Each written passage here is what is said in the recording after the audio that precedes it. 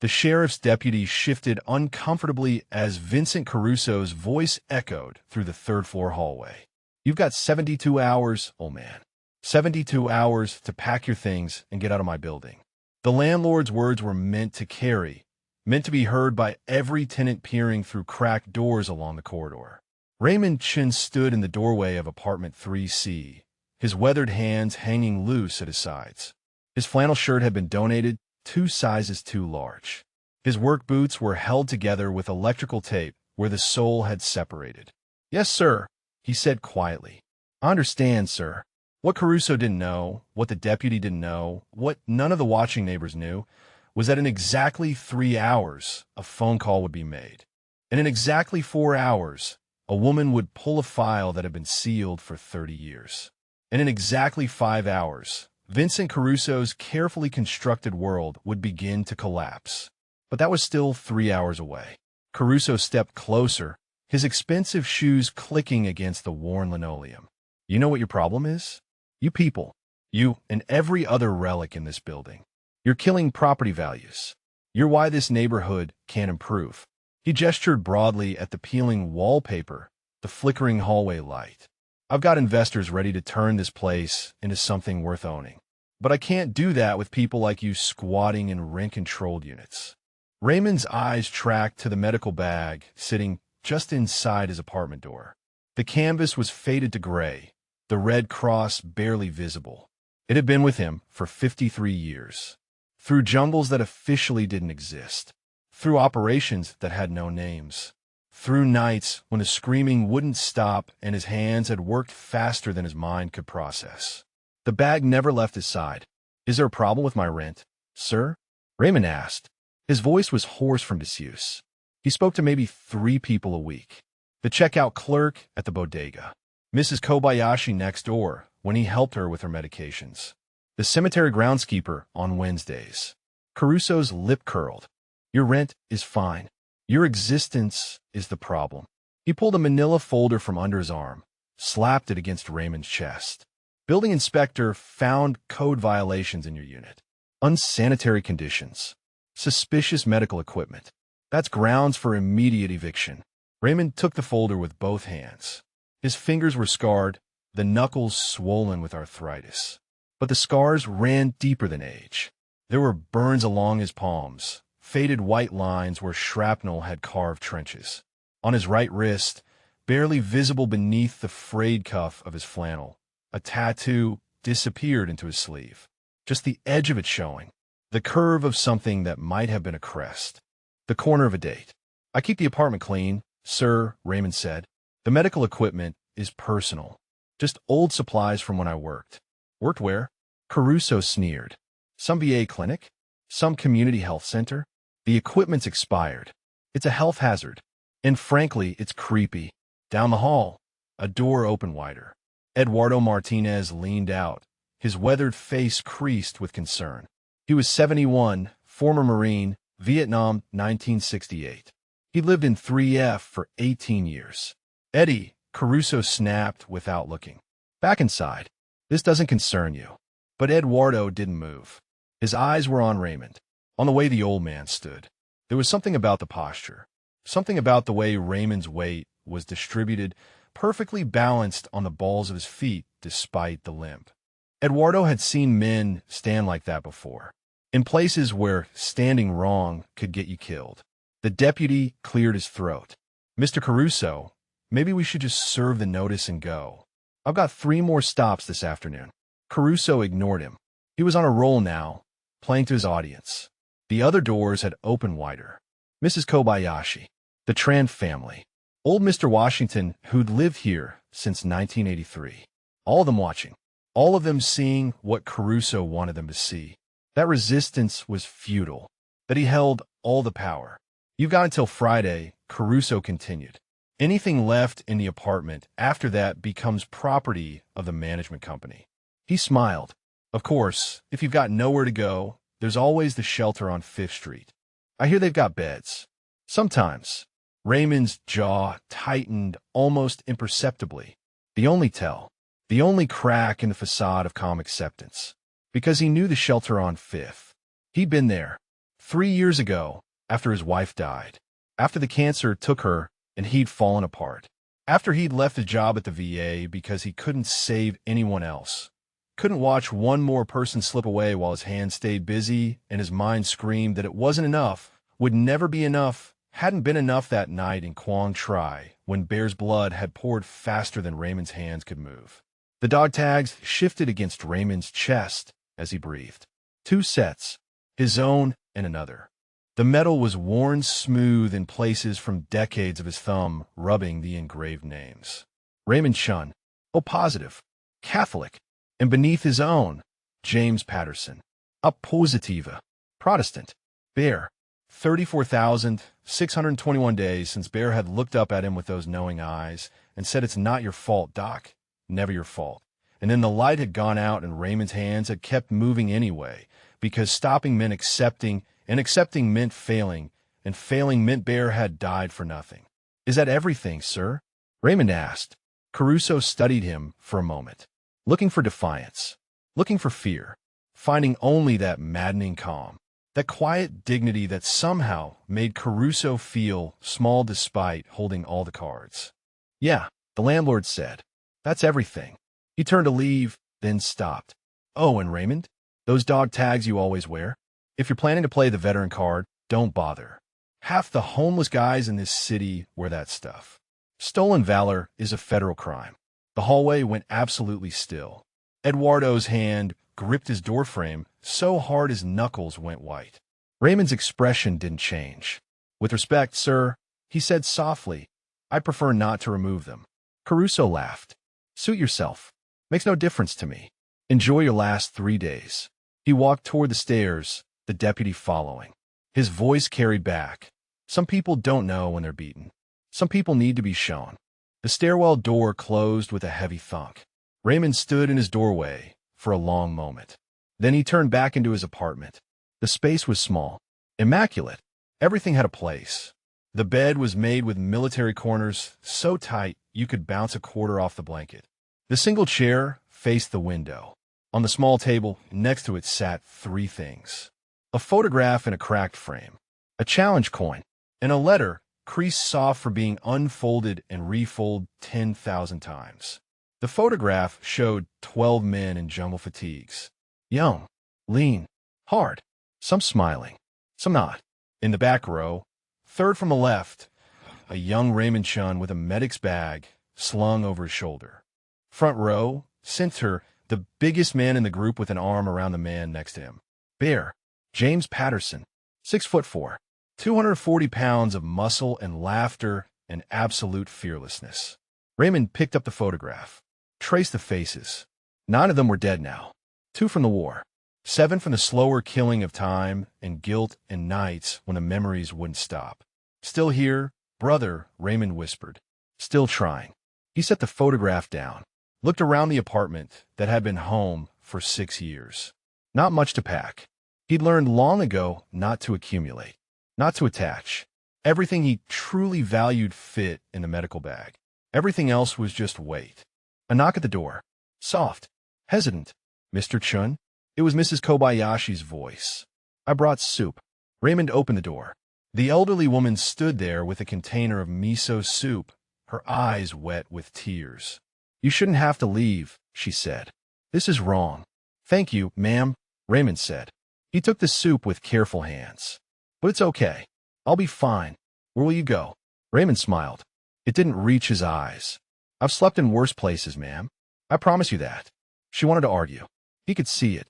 But she was 83 and frail, and fighting Vincent Caruso was like fighting the tide. "You're a good man," she said instead. "A good neighbor. I wish more people could see that." After she left, Raymond sat in his chair.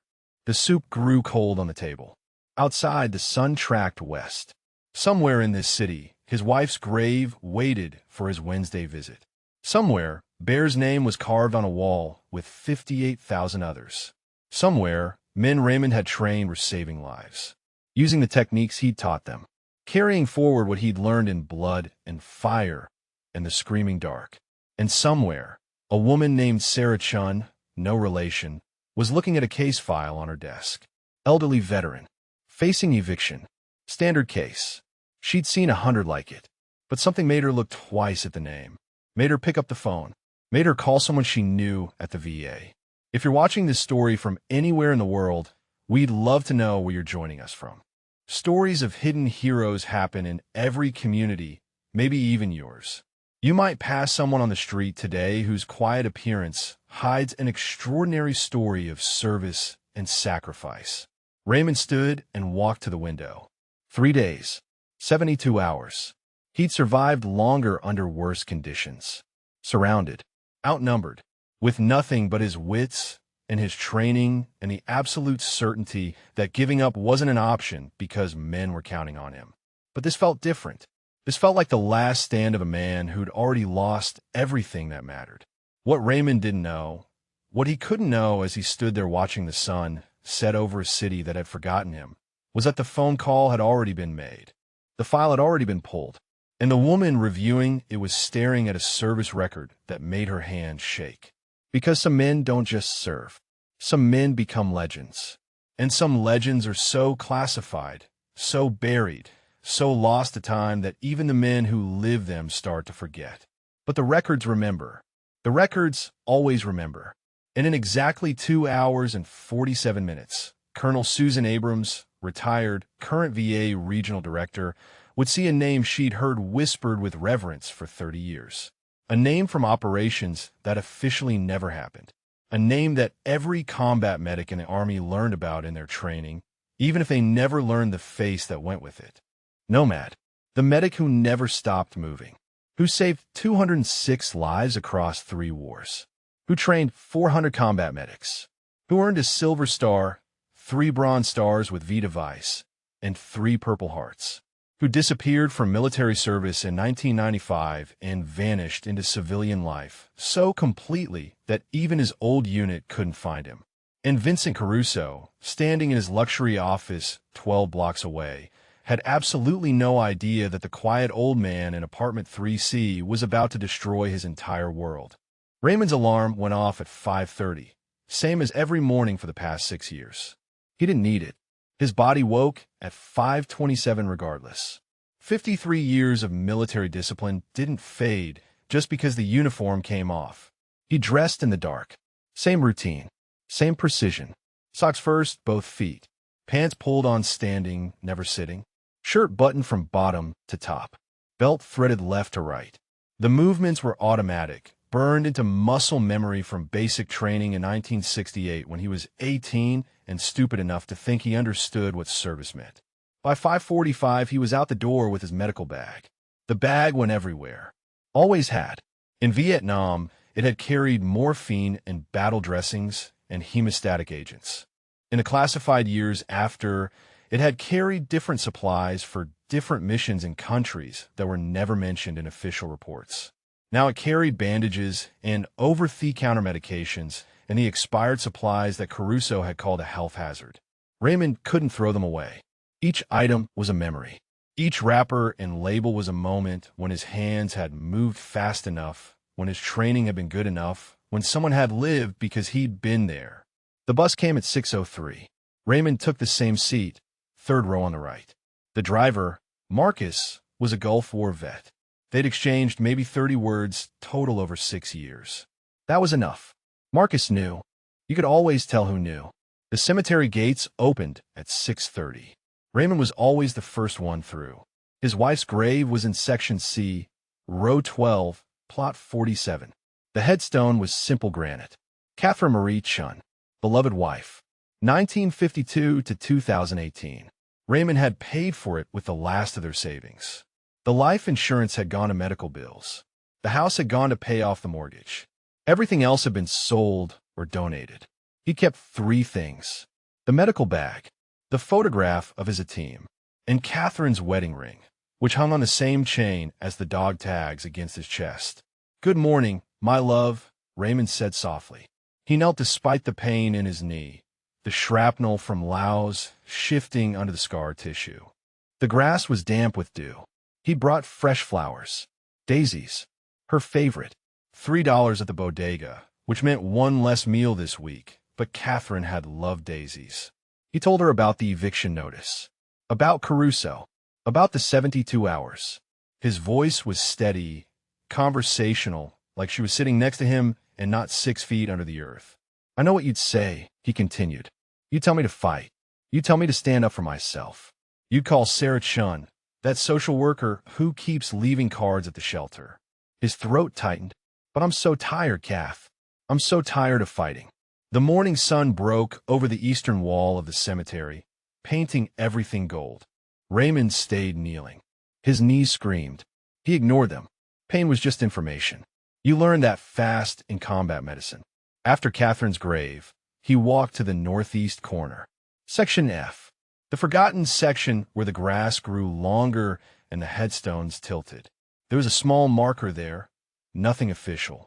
Just a flat stone Raymond had placed himself. On it he'd carved with a knife, James Patterson. Bear. Never forgotten. Bear had no grave. His body was in Arlington, his name on the wall. But Raymond needed a place closer, a place he could visit every Wednesday, a place where he could report in. Still here, brother, Raymond whispered. He sat on the grass next to the marker. Still trying. Got into some trouble. Landlord's kicking me out. He smiled without humor. Remember that time in Anong when the CO said we couldn't use the officers' club and you just walked in anyway? Said we'd earn it same as them? Wish I had some of that fire left. The stone, of course, said nothing. But Raymond could hear Bear's voice anyway. Deep, rumbling, always laughing even when there was nothing to laugh about. Doc, you're the stubbornest man I ever met. You held that aid station for 6 hours under direct fire. You carried me 2 clicks through hostile territory after I took that round in the leg. You telling me some landlord's gonna break you? I'm not that man anymore, Raymond said out loud. The cemetery groundskeeper, an older black man named Terrence, walked past with a rake. He nodded at Raymond. Raymond nodded back. Terrence had seen him here every Wednesday for 6 years. Never asked questions, just acknowledged. That was respect. By 8 o'clock, Raymond was back on the bus. By 8:30, he was in his apartment building. Mrs. Kobayashi's door was open a crack. She did that sometimes when her medications got confusing. Raymond knocked softly. Mr. Chun, she said, relief flooding her face. I can't remember if I took the blue pill or the white pill this morning. Raymond came inside. Her apartment was identical to his in layout, but filled with a lifetime of possessions. Photographs, knickknacks, memories on every surface. Her medication organizer sat on the kitchen counter. He checked it. White pill compartment was empty. Blue pill was still full. You took the white one, ma'am, he said. The blue one is for evening. Are you sure? I don't want to take too much. Raymond showed her the organizer.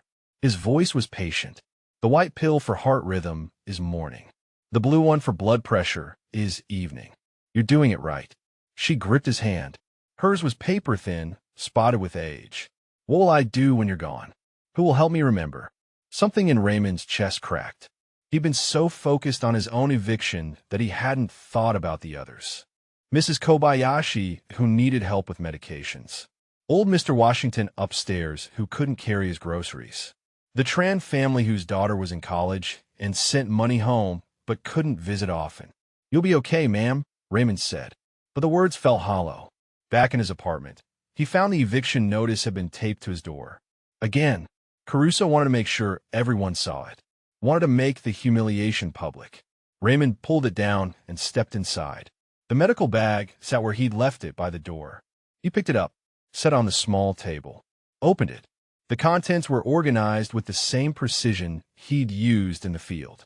Bandages in the left pocket, tape and scissors in the middle, the expired medications in the right, each bottle labeled in his careful handwriting. At the bottom, wrapped in waterproof plastic, was something he hadn't looked at in 3 years. Raymond pulled it out, unwrapped it slowly. Inside was a medal, silver star. The citation was there too, yellowed with age. For conspicuous gallantry and intrepidity in action against an enemy of the United States. On April 17, 1971, Sergeant Raymond Chun, while serving as senior medical specialist with Operational Detachment Alpha 574, displayed extraordinary heroism during a combat operation in Quang Tri Province, Republic of Vietnam. Raymond didn't need to read the rest. He remembered every second of that day. The ambush, the RPG that had hit their position, Bear going down, the rest of the team pinned, Raymond running through enemy fire to get to Bear, dragging him to cover, working on him while rounds cracked overhead, holding the wound, applying pressure, doing everything right, everything except saving him. Bear had lived for 90 seconds, long enough to grip Raymond's arm, long enough to say it's not your fault, document long enough to smile that big stupid smile that made everyone love him.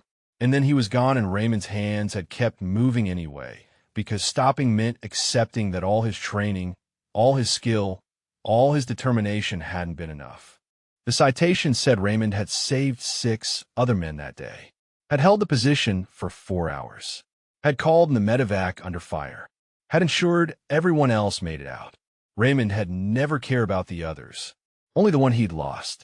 He rewrapped the medal, put it back in a bag. He'd never worn it, never displayed it. Catherine had begged him to, had said he should be proud. But how could you be proud of failing? A knock at the door interrupted his thoughts. Heavy, official. Raymond opened it to find a woman in her early 40s, professional clothes, carrying a laptop bag and a folder. She had kind eyes, tired eyes, eyes that had seen too much and still showed up anyway. Mr. Chun, she said, my name is Sarah Chun. I'm a social worker with the city housing advocacy program. I heard about your situation and I wanted to see if I could help. Raymond's first instinct was to say no, to close the door, to handle it himself like he handled everything himself. But something in her eyes stopped him. Something familiar. How did you hear about my situation, ma'am? He asked. One of your neighbors called our hotline, Sarah said. Mrs. Kobayashi. She was very concerned. Raymond almost smiled. Of course she had. Sarah glanced at the medical bag on the table. I also made some calls to the VA. She paused, choosing her words carefully.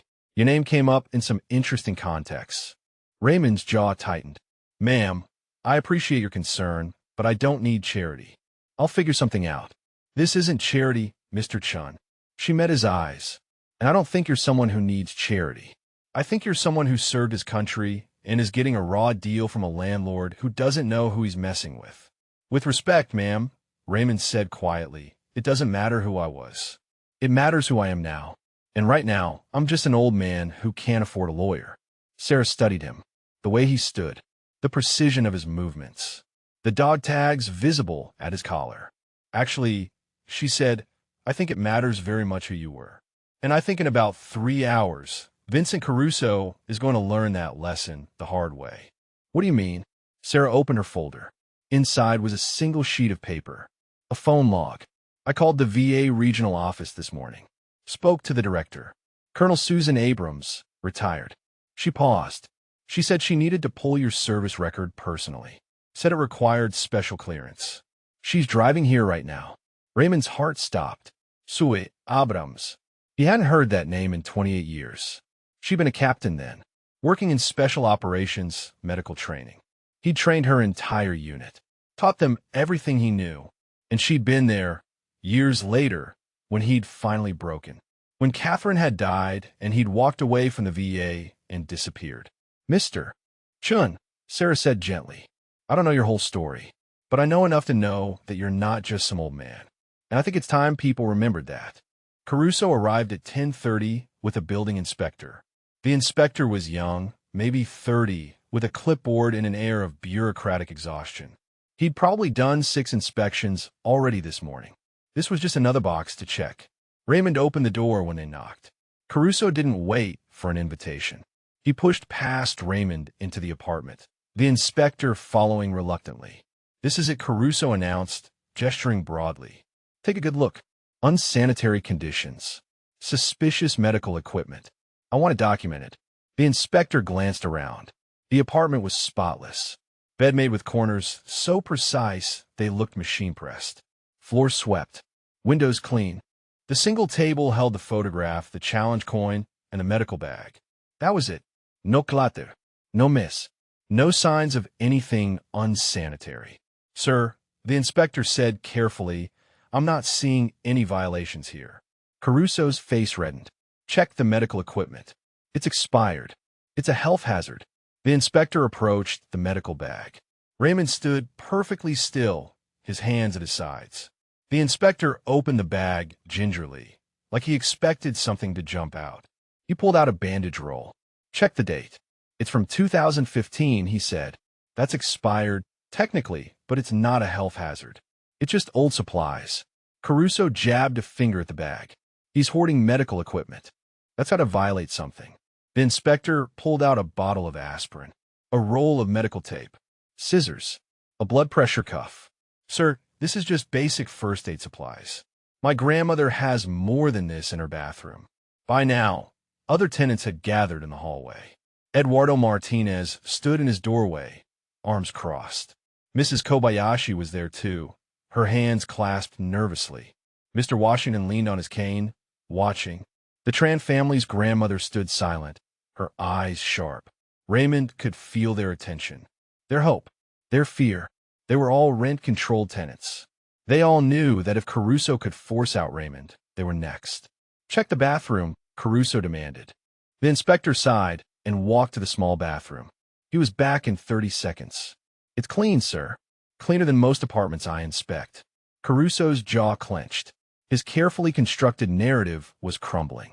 He needed violations, needed justification, needed something to show his investors that he was actively clearing out the deadweight tenants. What about overcrowding? Caruso said. He's probably got people staying here illegally. The inspector looked at Raymond. How many people live here, sir? Just me, Raymond said quietly. The inspector made a note on his clipboard. Sir, he said to Caruso, I'm required to report what I find. And what I find is a clean, well-maintained unit with a single occupant and no code violations. Caruso's voice rose. Are you telling me there's nothing wrong here? That's exactly what I'm telling you. The tenants in the hallway shifted. Eduardo caught Raymond's eye. There was something there. Recognition. Respect. Like Eduardo was seeing something the others couldn't see yet. Fine, Caruso's nept. He pulled out his phone. If the building's up to code, then we'll go with the lease violation. He turned to Raymond. You're behind on rent. Raymond's expression didn't change. No, sir. I paid on the 1st. Same as every month. Caruso scrolled through his phone. Our records show you're 3 months behind. Raymond walked to the small closet, pulled out a folder. Inside were receipts. Every rent payment for 6 years. Dated. Signed by the previous property manager. He handed them to the inspector without a word. The inspector reviewed them. Sir, these receipts show payment through this month. Those are fake, Caruso said immediately. They're notarized, the inspector replied. Each one has the property management company stamp.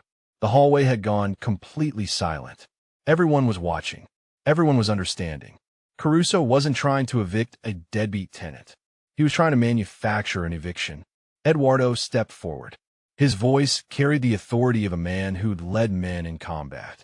I've lived here 18 years. I've never seen Raymond miss rent. Not once. Caruso spun on him. I told you yesterday, Martinez. This doesn't concern you. It concerns all of us, Mr. Washington said from down the hall. His voice was steady despite his age. You're going after Raymond today.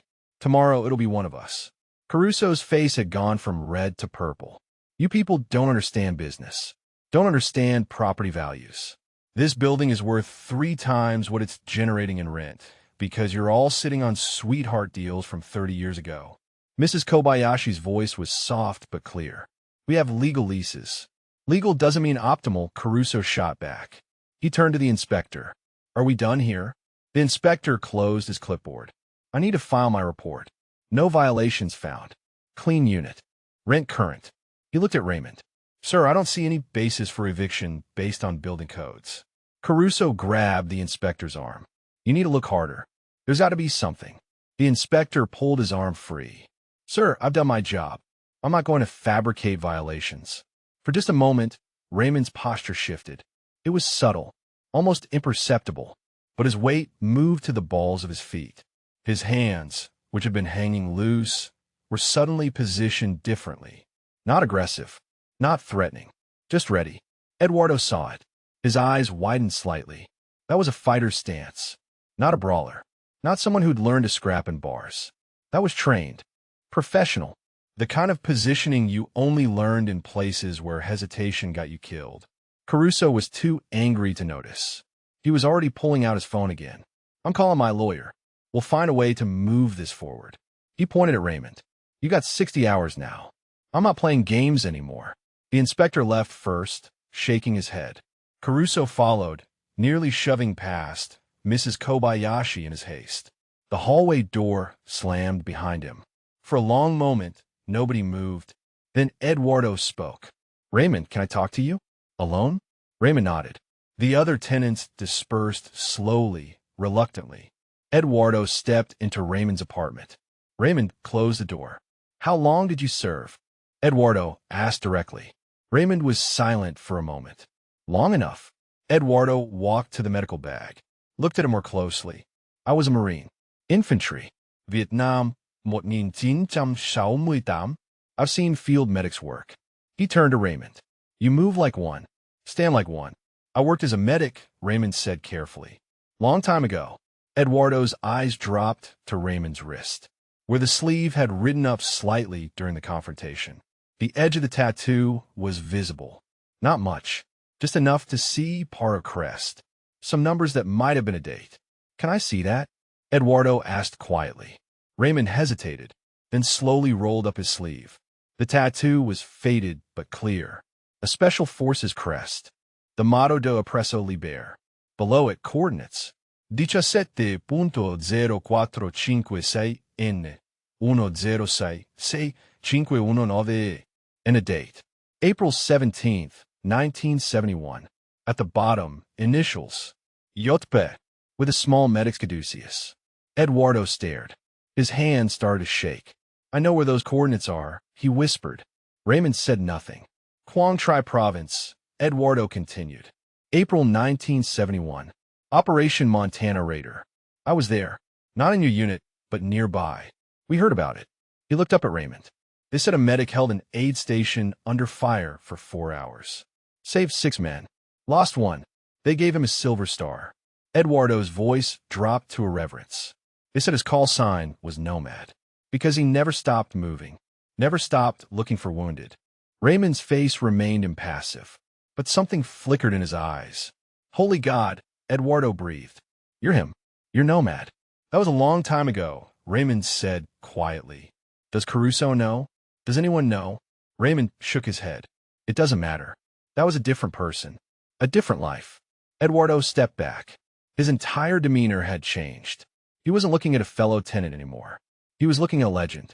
At someone whose name had been spoken with awe in every Marine unit that rotated through Vietnam in 1971. It matters, Eduardo said firmly. It matters that you served. It matters that you sacrificed. It matters that some punk landlord is trying to throw you out like you're nothing. I am nothing, Raymond said. The words were hollow, rehearsed, like he'd been telling himself that for years. Eduardo's jaw set. Brother, you're anything but nothing. A knock interrupted them. Sarah Chun stood in the doorway, slightly out of breath. She'd been downstairs, had seen Caruso leave, had watched the inspector file his report of no violations. Mr. Chun, she said, Colonel Abrams is here. She's asking to see you. Raymond's hands clenched into fists, then relaxed, then clenched again. Sue, after all these years, she'd been so disappointed when he'd left. When he'd walked away from the VA program he'd built. When he disappeared into the streets. I don't think that's a good idea, ma'am, Raymond said. She drove 2 hours, Sarah replied. She brought your service record. She paused. She also brought a lawyer. A good one. She wants to help. I don't need help. Eduardo put a hand on Raymond's shoulder. Brother, sometimes accepting help is the bravest thing you can do. Raymond looked at the photograph on his table. At Bear's face. At that big, stupid grin. He could almost hear Bear's voice. Doc, you stubborn fool. Let people help you. Where is she? Raymond asked finally. Downstairs, Sarah said. In the lobby. Raymond straightened. For the first time since Caruso's arrival, he looked like a soldier. Back straight. Shoulders square. Head up. Tell her I'll be right down. Sarah nodded and left. Eduardo watched Raymond carefully. You scared? Terrified, Raymond admitted. Sue Abrams was someone Raymond respected. Someone who knew what he'd been capable of. What he'd become. Seeing her meant facing the distance between who he'd been and who he was now. Eduardo smiled. Good. Means you're still alive. He headed for the door, then paused. Raymond, whatever happens next, I want you to know something. You've been a good neighbor, a good man, and whatever you did in that uniform, I'm proud to have lived down the hall from you. After Eduardo left, Raymond stood alone in his apartment. Through the window, he could see Caruso's car pull away. The landlord was already on his phone, already plotting his next move. What Caruso didn't know was that the next move had already been made. That down in the lobby, a woman who'd commanded medical operations across 3 continents was reviewing a service record that would make a grown man weep. That she'd brought a lawyer who specialized in veteran housing rights. That she'd already contacted a reporter who owed her a favor. Raymond touched the dog tags at his chest. Bears in his own. Still here, brother, he whispered. Still trying. And maybe, just maybe, it's time to stop running. He picked up the medical bag and went downstairs to face his past. The helicopter came in low over the canopy, rotors beating the humid air into submission. Raymond crouched in the door, 19 years old, medical bag strapped across his chest, watching the jungle blur beneath him. His first insertion, his first real mission with Operational Detachment Alpha 574. Bears sat across from him, grinning despite the noise. The big man had to shout to be heard. Doc, you look like you're about to puke. Raymond had shouted back. Not my first ride, Sergeant. Maybe not, Bear had replied.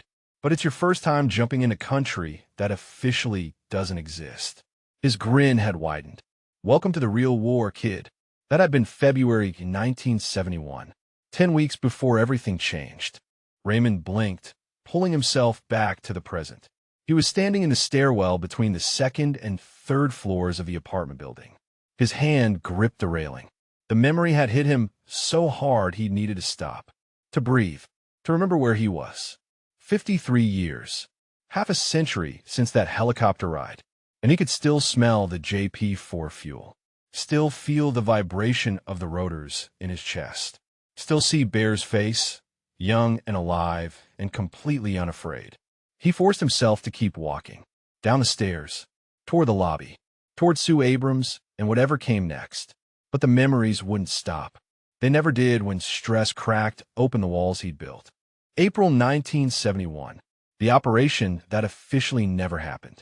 The mission that earned him a medal he never wore and a call sign he tried to forget.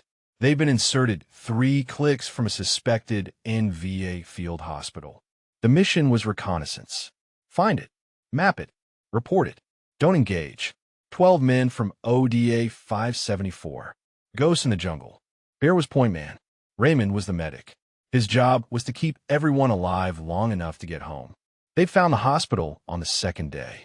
A complex of camouflage structures built into a hillside. Maybe 60 enemy soldiers. Medical staff. Wounded. The team had set up Overwatch. Started taking coordinates. Started calling in the intel. That's when it had gone wrong. The ambush had come from 3 sides. RPGs and automatic weapons fire. Someone had known they were coming. Someone had set a trap. The team's lieutenant went down in the first 5 seconds. Shrapnel to the chest. Raymond had run to him through the fire, dragged him to cover. The lieutenant's lung was collapsed. Raymond had worked on him with rounds cracking overhead. Needle decompression, pressure dressing, morphine. The lieutenant had lived. Bear had rallied the team, had returned fire, had held the line while Raymond moved from man to man. 3 wounded in the first minute. Raymond had patched them, stopped the bleeding, kept them in the fight. Then the RPG had hit their position. Raymond remembered the sound. A freight train scream followed by thunder. Remembered the pressure wave that had thrown him 6 feet. Remembered landing hard, ears ringing, vision blurred. Remembered looking up and seeing Bear on the ground. Bear never went down. Bear was invincible. 6'4" of pure muscle and determination. The man who'd carried a wounded teammate 12 clicks through enemy territory. Who'd walked into a VC ambush alone to pull out a trap squad. Who'd once fought for 8 hours with a bullet in his leg and never mentioned it until the medevac arrived. But Bear was down. Raymond had crawled to him. The world was moving in slow motion. His hands found the wound. Upper thigh, femoral artery. blood pulsing between Raymond's fingers with every heartbeat. Too much blood. Too fast. Raymond's training had taken over. Tourniquet high and tight. Direct pressure. Hemostatic gauze packed into the wound. His hands had moved faster than his mind. Muscle memory from hundreds of hours of training. From scenarios run until they were automatic. But this wasn't training. This was Bear. This was his friend. Bear's hand had gripped Raymond's arm. The big man's face was pale. His eyes were sharp, though. Still focused. Still in the fight. "Doc," he'd said. His voice was calm. Too calm. "How bad?" Raymond had lied. "You're fine. Just keep pressure here." Bear had smiled. That knowing smile. The one that said he could see right through the lie.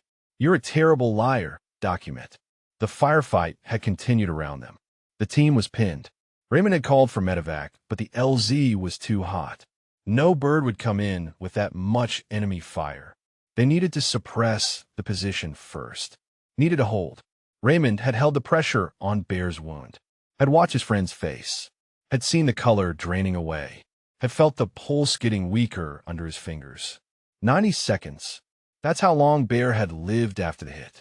Raymond had counted every one. Bear's grip on his arm had tightened one last time. "It's not your fault, document. Never your fault." Then his eyes had focused on something past Raymond's shoulder. Something Raymond couldn't see. And Bear had smiled. That big, stupid grin. Like he'd just heard the funniest joke in the world. Then he was gone. Raymond had kept working anyway. Had kept the pressure. Had kept calling his name. Had refused to accept what his training told him was obvious. That no one survived a severed femoral artery in a combat zone. That 90 seconds was actually miraculous. That Raymond had done everything right. Everything except save him. The team had fought for 4 more hours. Raymond had treated 6 more wounded. Had held that aid station like it was sacred ground. Had called in the medevac when they finally suppressed the enemy position. Had loaded every wounded man onto that bird. Had carried Bear's body on last. Raymond stopped in the stairwell again. His hands were shaking. After 53 years, they still shook when he thought about that day. He looked down at his palms. The scars were still there. Faint white lines where shrapnel had cut him. Burn marks from hot brass. And if he thought about it hard enough, he could still see Bear's blood. In the creases of his palms. Under his nails. Staining his hands permanently. The citation had called it extraordinary heroism. Had said Raymond saved 6 lives. Had said his actions were in the finest traditions of military service. Raymond had never cared about the 6 he'd saved.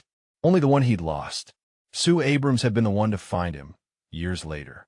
1989, Raymond had been teaching at the Special Operations Medical Training Center. Had trained hundreds of medics. Had become a legend in the community. The best combat medic instructor in the Army. The man who'd been there. Who'd done it. Who could teach others not just the technique, but the mindset. Sue had been a young captain assigned to his course. Brilliant. Dedicated. She'd asked him once why he pushed his students so hard.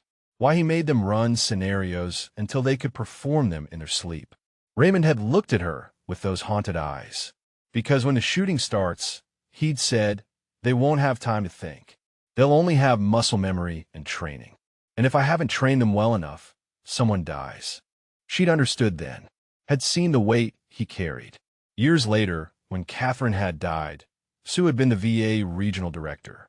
Had tried to help Raymond. Had offered counseling. Programs. Support.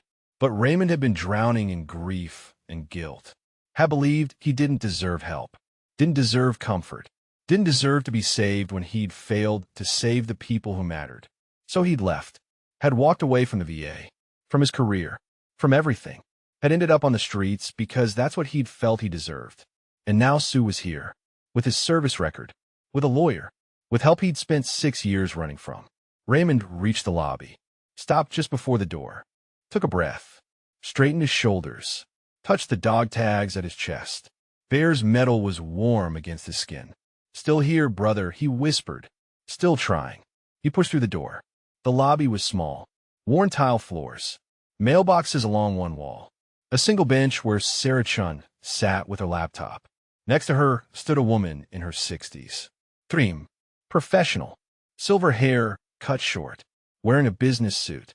But her posture gave her away. Military. Officer. Someone who'd commanded. Colonel Susan Abrams turned when Raymond entered. Her face went through a series of expressions. Recognition. Relief. Sadness. Then professional composure. "Hello, Raymond," she said quietly. "Mom, Raymond repeated. He couldn't quite meet her eyes. Sue studied him, taking in the donated flannel shirt, the worn boots, the medical bag he still carried, the dog tags at his throat. She didn't look disappointed, just sad, like she was seeing a masterpiece that had been left out in the rain. "You look good," she lied. Raymond almost smiled. "You were always a terrible liar, Colonel." Sue's composure cracked just slightly. "Raymond, I've been looking for you for 6 years. Do you have any idea how worried I've been?" "I'm sorry, Mom. I didn't mean to worry anyone."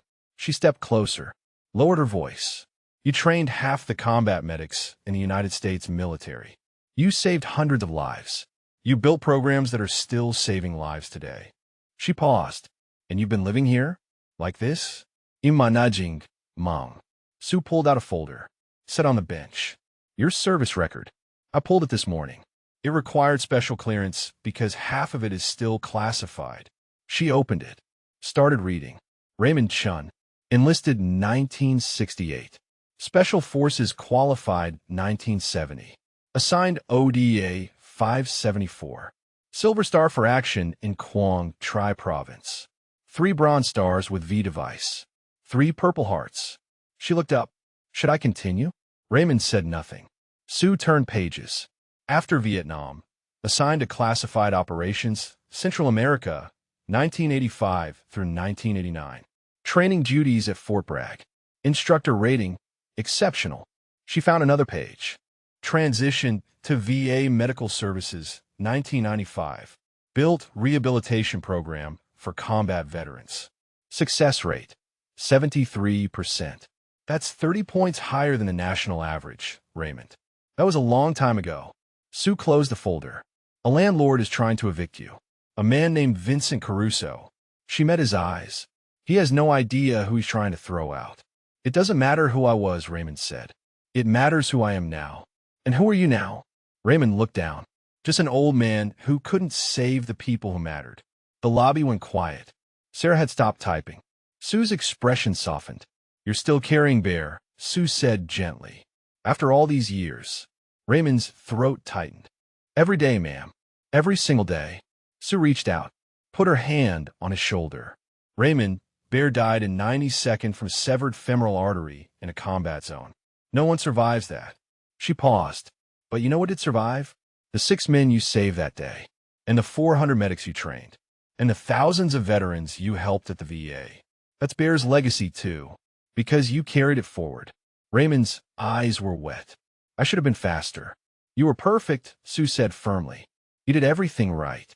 And it's time you forgave yourself." Raymond stood there, this broken legend, this man who'd saved hundreds but couldn't save himself. And for the first time in 6 years, he felt something shift. Some small crack in the wall of guilt he'd built. "I don't know how," he whispered. Sue smiled. "Then let me help you learn." The lawyer arrived 30 minutes later. His name was Thomas Way, mid-50s, carrying a briefcase that looked like it had seen 1,000 courtrooms. He wore an expensive suit, but his handshake was firm, genuine. Not the grip of someone trying to impress. The grip of someone who meant business. Colonel Abrams made the introductions in the lobby. Raymond shook Way's hand reluctantly. He still wasn't convinced this was necessary. Still believed he should just pack his things and go. Find another place. Another building where no one knew him. Where he could disappear again. "Mr. Chun," Way said, "I've reviewed the eviction notice. I've also reviewed your rent payment history." He opened his briefcase, pulled out papers. "This eviction has no legal basis. None. Your rent is current." The building inspector found no violations. "Mr. Caruso is attempting an illegal eviction." Raymond shifted uncomfortably. "Sir, I appreciate your time, but I can't afford a lawyer." Way smiled. "You're not paying me. Colonel Abrams is. Consider it a professional courtesy." He gestured to the bench. "May we sit?" They sat. Sarah joined them, her laptop open, taking notes. Sue stood nearby, arms crossed, watching Raymond like she was afraid he might bolt. Wei pulled out more documents. I've done some research on Vincent Caruso and his property management company. Very interesting history. 17 eviction attempts in the last 2 years. 15 were dismissed. The pattern is clear. He targets elderly tenants in rent-controlled units, manufactures violations, creates hostile conditions, forces them out so he can renovate and charge market rates. That's legal, Raymond said quietly. Business. The methods aren't legal, Wei countered. Harassment isn't legal. False documentation isn't legal. I spoke with the building inspector this morning. He's willing to testify that Mr. Caruso pressured him to fabricate violations. Raymond looked at his hands. The scars. The weathered skin. Sir, even if we fight this, even if we win, Caruso will just find another way. He owns the building. He has resources. I'm just one tenant. Sue stepped forward. Raymond, you're not just one tenant. You're a decorated veteran being illegally evicted by a predator who targets the vulnerable. She paused. And if we let him win, what happens to Mrs. Kobayashi? To Eduardo? To everyone else in this building? Raymond's jaw tightened. That hit home. The other tenants. The people who'd lived here for years. Who needed help remembering their medications. Who couldn't carry their groceries. Who were counting on each other because no one else was counting on them. Wei continued. I'm filing an emergency injunction this afternoon. The eviction will be stayed pending a hearing. He met Raymond's eyes. But I need you to be willing to fight, to show up, to stand in front of a judge and defend your right to stay. Raymond was quiet for a long moment. Fighting meant visibility, meant people asking questions, meant his past coming to light. He'd spent 6 years trying to be invisible, trying to be no one. What if I just leave? He asked. Find somewhere else? Then Caruso wins, Sarah said gently. And he does this to someone else. And someone else. Until every vulnerable person in this city knows they can be thrown out whenever it's convenient. Raymond looked at her, saw the determination in her eyes. The same determination he'd seen in Catherine's eyes when she'd fought her cancer. When she'd refused to give up, even when the doctors said there was no hope. She fought for 6 months past her prognosis. 6 months of pain and treatments and slow deterioration. But she'd fought, and he'd left her. Had been working at the VA when she'd died. Had been helping other people's families when his own wife had taken her last breath alone in a hospital room. The guilt surged up, sharp, familiar. The voice that told him he didn't deserve to fight, didn't deserve to win, didn't deserve anything. Bear's voice cut through it. That imagined voice. The memory of his friend. Doc, you stubborn fool. You think giving up honors anyone? You think Bear would want this? You think Catherine would want this? Raymond touched the dog tags. Bear's medal. Catherine's ring. 2 people who'd never given up. Who'd fought until the end. Who believed he was worth something even when he didn't believe it himself. Okay, Raymond said quietly. I'll fight. Sue's face flooded with relief. Wei nodded and started making notes. Sarah smiled. A commotion at the building entrance interrupted them. Caruso pushed through the doors, his face red, phone pressed to his ear. He stopped when he saw the group in the lobby. Saw Raymond. Saw the lawyer with his briefcase. Saw Sue in her professional suit. What's this? Caruso demanded. Some kind of ambush? Wei stood smoothly. Mr. Caruso, I'm Thomas Wei, representing Mr. Chun in the matter of his eviction. I wanted to inform you that we're filing an emergency injunction this afternoon. The eviction notice you served is illegal, and we'll be pursuing action against you and your company for harassment. Caruso's face went from red to purple. You can't do that. I own this building. I have a right to evict tenants who violate their leases. Mr. Chun hasn't violated his lease, Wei said calmly. Your building inspector confirmed that this morning. Your eviction notice is retaliatory and without merit. Caruso pointed at Raymond. He's squatting in a rent-controlled unit that should be generating 3 times the revenue. That's costing me money. That's harming my business.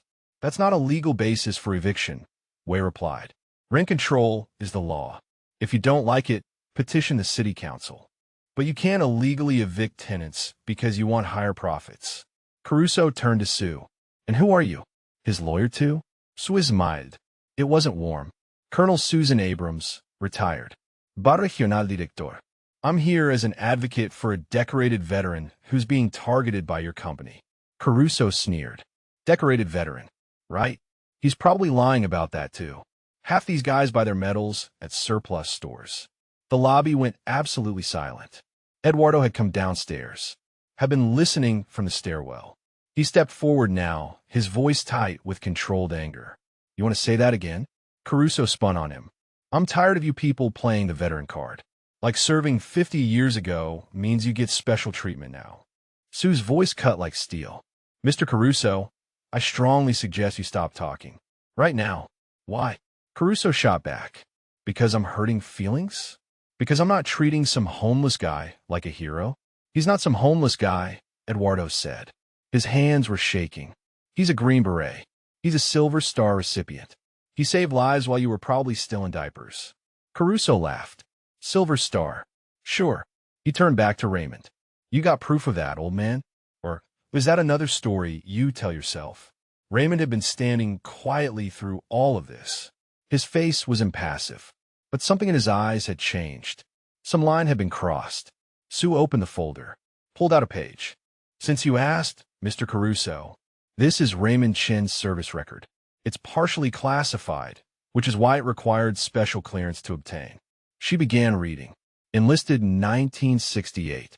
Special Forces qualified 1970. Operational Detachment Alpha 574. Multiple combat deployments. Silver Star for conspicuous gallantry in action.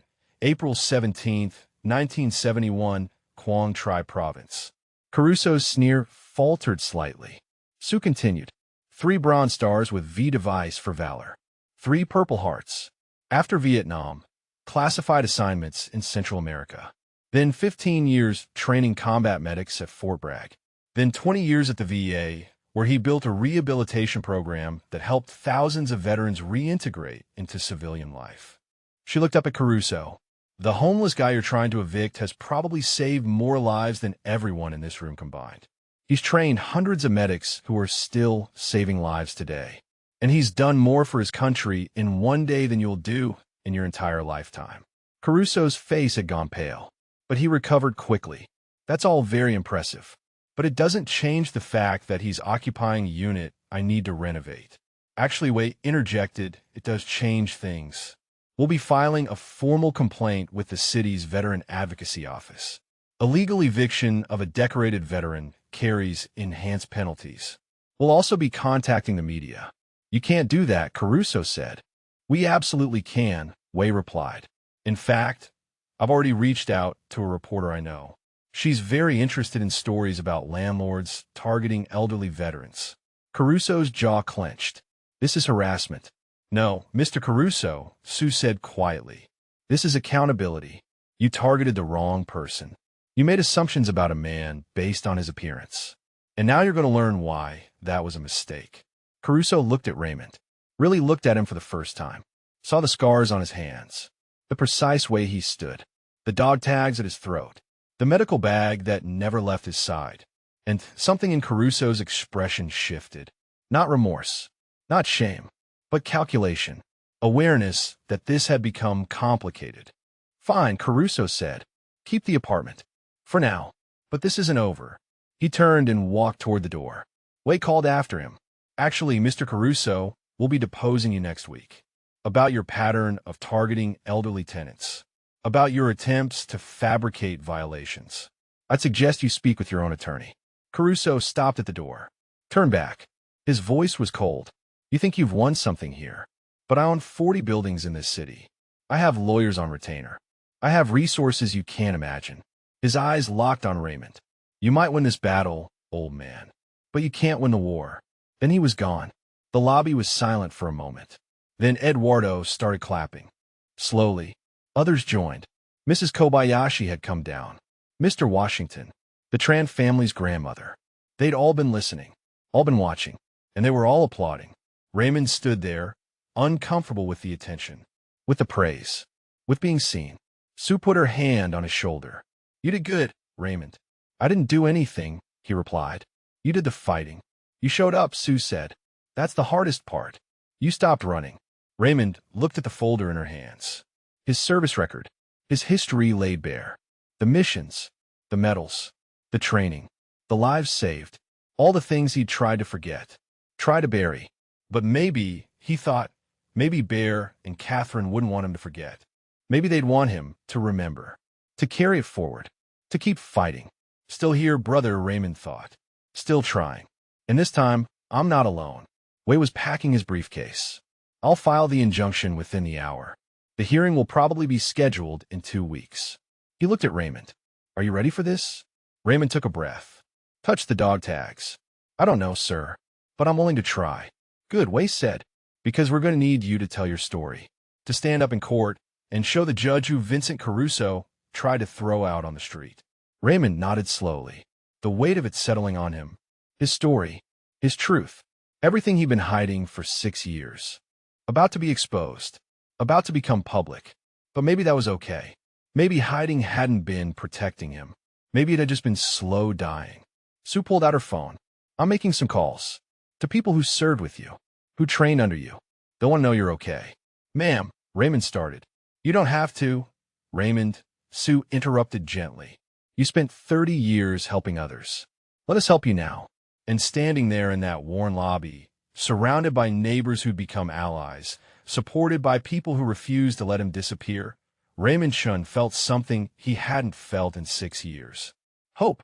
3 days later, Raymond was helping Mrs. Kobayashi sort her medications when he heard the thud from upstairs. Heavy. Final. The sound of a body hitting the floor. He was moving before his mind caught up. Muscle memory. Training that never faded no matter how many years passed. The medical bag was in his hand. He was in the hallway, taking the stairs 2 at a time despite the pain in his knee. Apartment 4B. Mr. Washington's unit. The door was ajar. Raymond pushed through, found Mr. Washington on the floor, clutching his chest.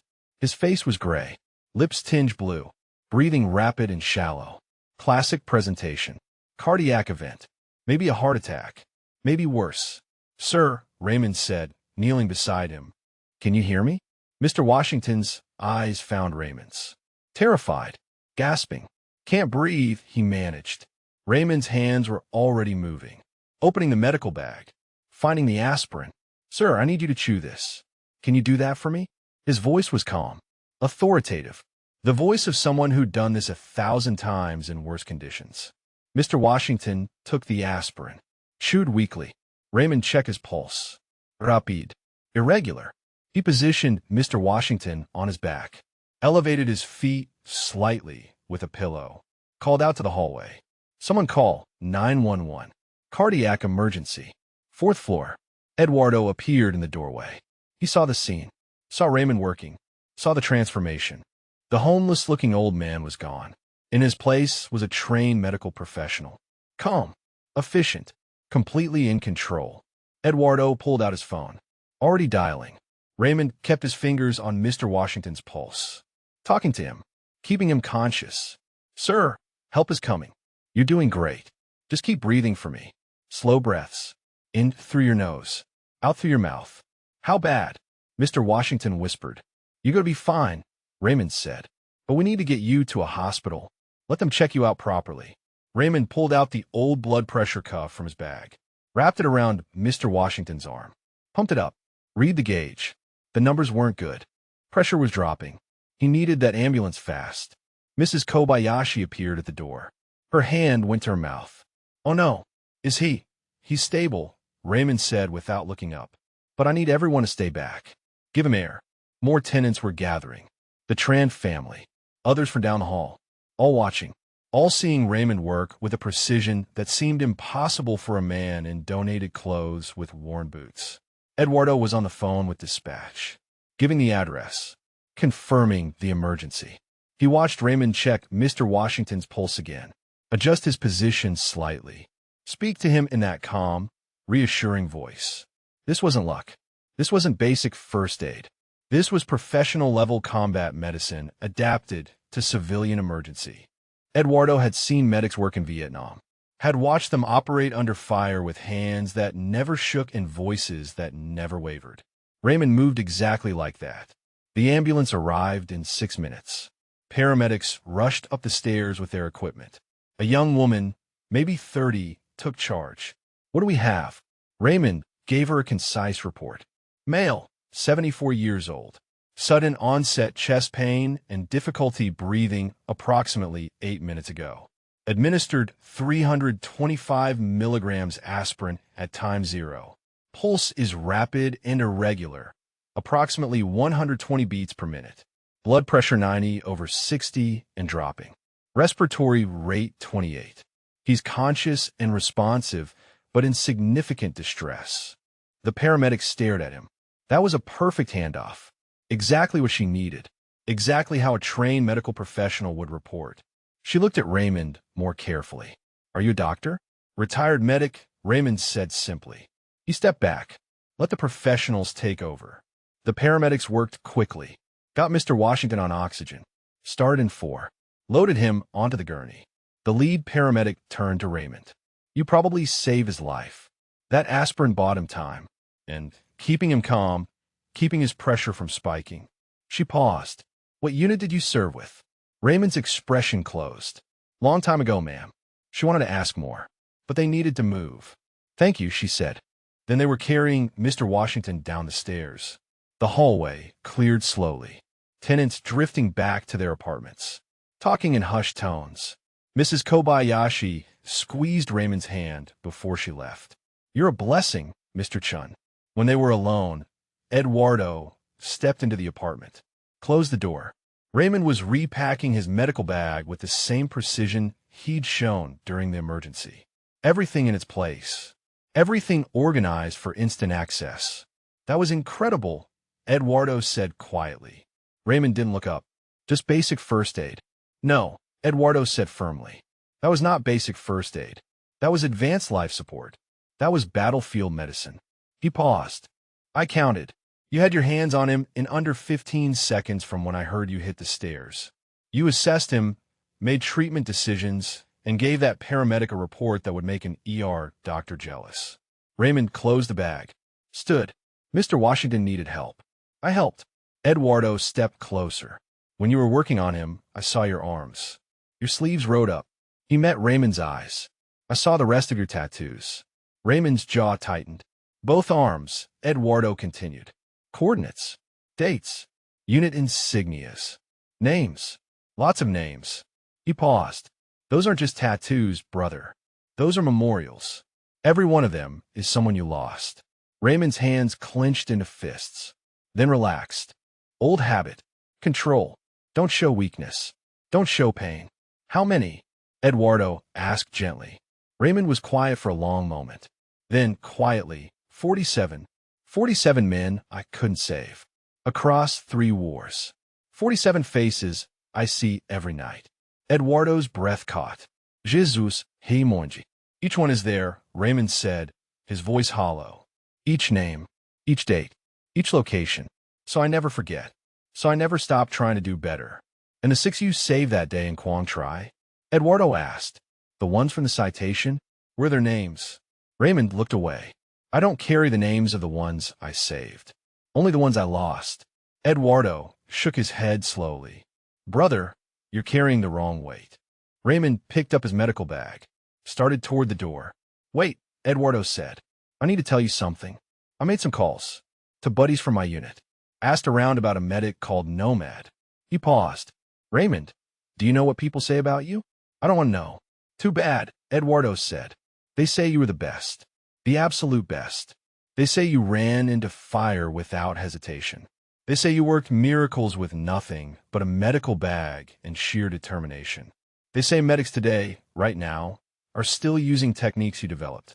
That was a long time ago.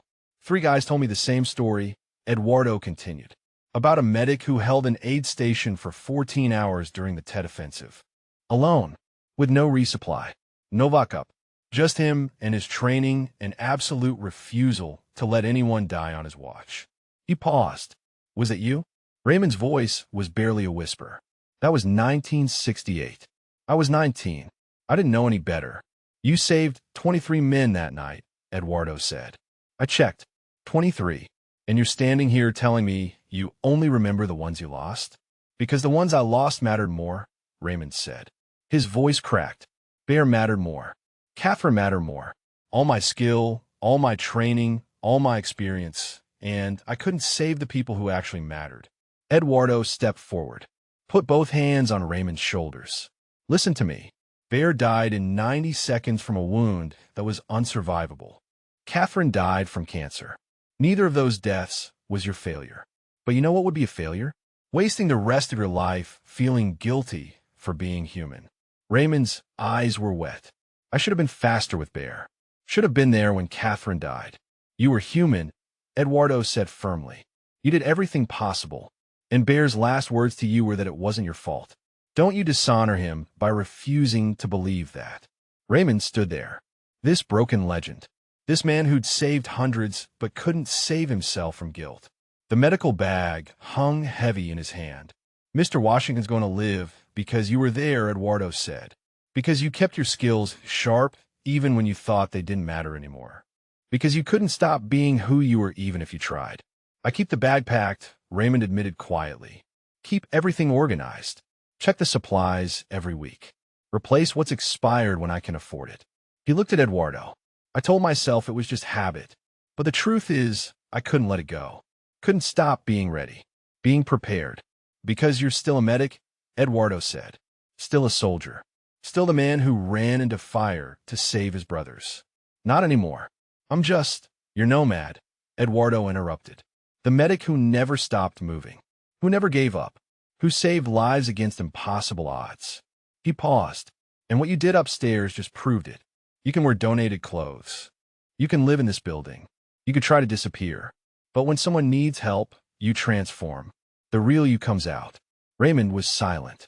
There's something else, Eduardo said. I called a friend who works at the VA hospital. Told him about you. About your training background. He paused. They're desperate for combat medicine instructors. The old guard is retiring, and the new conflicts are creating new casualties with complex injuries. They need people who've been there, who can teach from experience. I can't, Raymond said immediately. Why not? Because I'll fail them, Raymond said. The words burst out. Like I failed everyone else. I'll teach them wrong, or I'll miss something and someone will die because I wasn't good enough. Eduardo's voice was gentle. Brother, you've been good enough for 50 years. You saved Mr. Washington today. You saved 6 men in Quang Tri. You trained hundreds of medics who are still saving lives. When does it become enough? When do you let yourself believe you're actually good at this? Raymond looked at his hands. The scars. The trembling. Hands that had held together men who should have bled out. Hands that had worked miracles in jungles and deserts and mountains. Hands that still knew exactly what to do when the emergency came. I'm scared, Raymond whispered. Good, Eduardo said. Means you care. Means you'll take it seriously. Means you'll be a great teacher. Raymond looked at him. This Marine who'd become a friend. Who saw through the homeless appearance to the soldier beneath. Who refused to let Raymond hide anymore. I'll think about it, Raymond said finally. That's all I'm asking, Eduardo replied. Just think about it. He smiled. Besides, we need you here. Who else is going to save lives in this building? After Eduardo left, Raymond stood alone in Mr. Washington's apartment. He could still see where the old man had fallen. Could still see himself kneeling there. Working. Saving a life. Maybe Eduardo was right. Maybe he couldn't stop being who he was. Maybe the medic was always there. Just waiting for someone to need him. Still here, Bear, Raymond thought. Still trying. And maybe, just maybe, still useful. The court hearing was scheduled for Thursday at 10 in the morning. Raymond stood in front of his bathroom mirror that morning, staring at a man he barely recognized. Eduardo had taken him to get a haircut. Sue had brought him a clean shirt and slacks. Sarah had insisted he look presentable. But underneath the cleaned-up appearance, Raymond saw the same hollow eyes. The same haunted face. The same man who'd been running for 6 years. He touched the dog tags hanging against his chest. Bear's and his own. Catherine's ring on the same chain. The metal was warm from his skin. He'd worn them every day for decades. Through combat. Through training. Through Catherine's illness and death. Through the streets and shelters. I could still leave, he thought. Could skip the hearing. Disappear into another city. Another shelter. Another anonymous life where no one knew his name or his past. His hand moved to the medical bag sitting on the counter. Opened it. Inside was the silver star he never wore, the citation he never read, and something new, a letter that had arrived yesterday, forwarded by Sue from the VA hospital. Raymond pulled out the letter. Read it again, even though he'd memorized every word. Sergeant Chun, my name is Specialist Marcus Rivera. You don't know me, but you train my instructor at Fort Bragg, Master Sergeant Williams. He talks about you all the time. Says you were the best medic he ever met. Says you taught him everything that matters. Last month, I was in Afghanistan when our convoy hit an IED. 3 wounded. Complex injuries. I did everything exactly how Williams taught me. Exactly how he said you taught him. All 3 survived. I'm writing because Williams said you disappeared and no one knows where you are. I wanted you to know that whatever you're doing now, wherever you are, your training saved 3 lives last month. Thank you. You're still saving lives even if you don't know it. Raymond's hands shook as he folded the letter. Put it back in the bag. Marcus Rivera, a name he'd never heard, a medic he'd never met. 3 lives saved by techniques Raymond had developed 50 years ago, passed down through generations of combat medics. Still saving lives, he thought. Even in hiding, even in running, the training lived on. A knock at his door. Sue's voice. Raymond, the car's here. We need to leave in 10 minutes. Raymond looked at himself one more time, straightened his collar, touched the dog tags, picked up the medical bag. He never went anywhere without it. When he opened the door, Sue stood in the hallway with Sarah and Eduardo. They'd all dressed up, showing support, showing solidarity. Behind them, Mrs. Kobayashi waited with a small group of other tenants. We're coming with you, Mrs. Kobayashi said. To the courthouse. To support you. Raymond felt something crack in his chest. Ma'am, you don't have to do that. We want to, she replied firmly. You've been a good neighbor, a good man, and we won't let that landlord throw you out without a fight. The courthouse was downtown. Gray stone building. Wide steps. Metal detectors at the entrance. Raymond had been in courtrooms before. Military tribunals. Buffetings. But walking through those doors now, knowing his entire history was about to be exposed, made his stomach turn. Wei met them in the lobby, briefcase in hand. Confident smile. Mr. Chun, he said. Ready? As ready as I'll be, sir. They took the elevator to the 3rd floor. Courtroom 3B. The hallway was already filling with people. Raymond's tenants had come, but there were others too. Men and women in military uniforms. Older veterans. Some Raymond didn't recognize. Some he did. One man stepped forward. Late 50s. Wore a Navy veteran cap. His eyes were wet. Sergeant Chun? His voice shook. I'm Williams. Master Sergeant Terry Williams. You trained me in 1987. Raymond stared. Williams. He remembered. Young specialist back then. Eager. Smart. Had absorbed every lesson like his life depended on it. Because it had. Sir, Williams said, I need to thank you. Everything you taught me, I've passed on to hundreds of medics, including Marcus Rivera, the specialist who wrote you that letter. He paused. You're a legend, sir. Everyone who came through your courses knows your name, knows what you did, knows what you built. I just taught what I learned, Raymond said quietly. You taught us how to save lives under impossible conditions, Williams replied. You taught us that giving up isn't an option, that every life matters. That being a medic means being willing to run toward the danger when everyone else is running away. More veterans stepped forward, introducing themselves, thanking him, sharing stories of lives saved using his techniques, his training, his legacy. Raymond stood there, overwhelmed. He'd spent 6 years trying to disappear, trying to believe he was worthless. And here were dozens of people telling him he mattered, that his work had meaning, that he'd made a difference. The courtroom doors opened. Time to go in. The room was smaller than Raymond expected. Wood paneling. Judge's bench at the front. Tables for each side. Gallery seating for observers. Caruso sat at the defendant's table with 2 expensive-looking lawyers. He smirked when he saw Raymond. Confident. Dismissive. What Caruso didn't see was the 40 veterans filing into the gallery behind Raymond. Didn't see the tenants taking seats. Didn't see the reporter in the back row with her notebook. All rise, the bailiff called. The Honorable Judge Patricia Morrison presiding. Judge Morrison was in her 60s. Gray hair pulled back, sharp eyes that missed nothing. She took her seat, looked at both tables. Let's begin. This is the matter of Chun versus Caruso Property Management. Mr. Wei, you filed the emergency injunction. Proceed. Wei stood.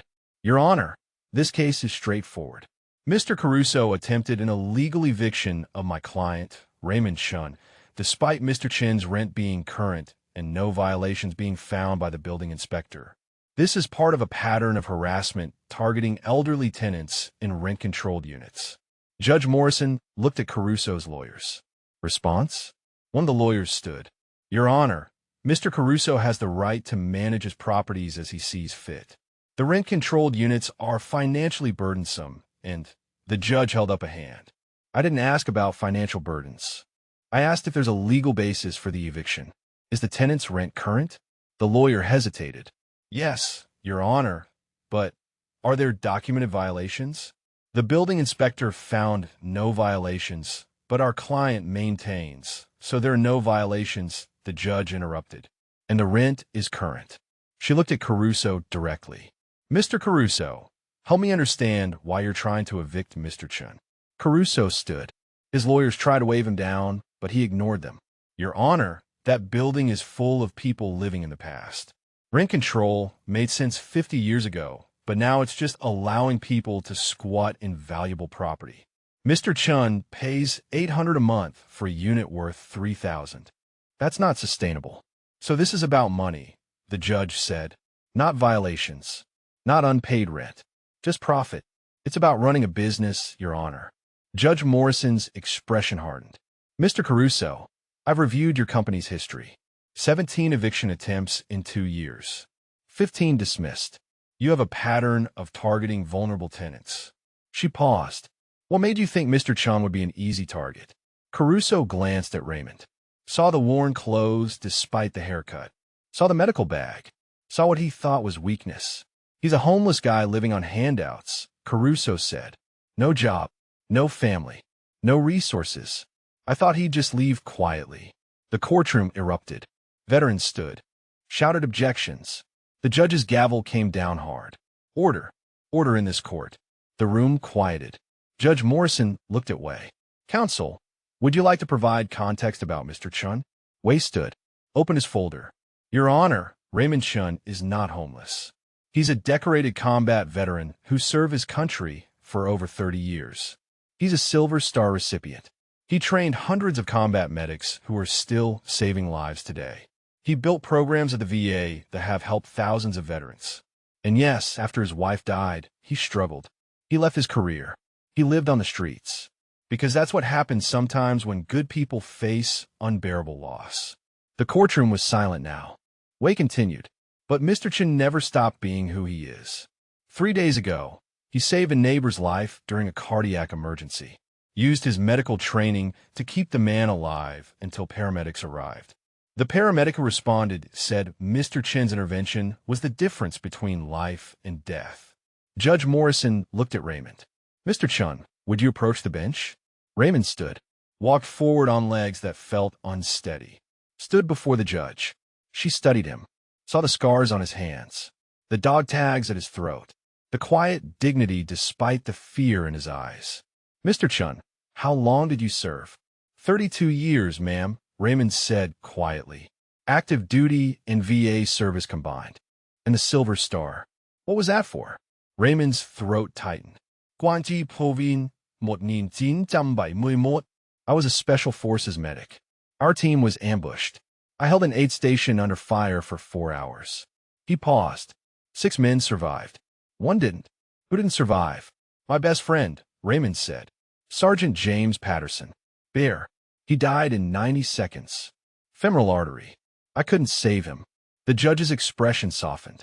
Mr. Chun, I'm sorry for your loss. She paused. And I'm sorry that you've been treated this way by Mr. Caruso. She turned to Caruso. Her voice was ice. Mr. Caruso, you tried to evict a Silver Star recipient because he wasn't profitable enough for you. You called him a homeless guy. You showed no interest in who he was or what he'd done. You saw only a target.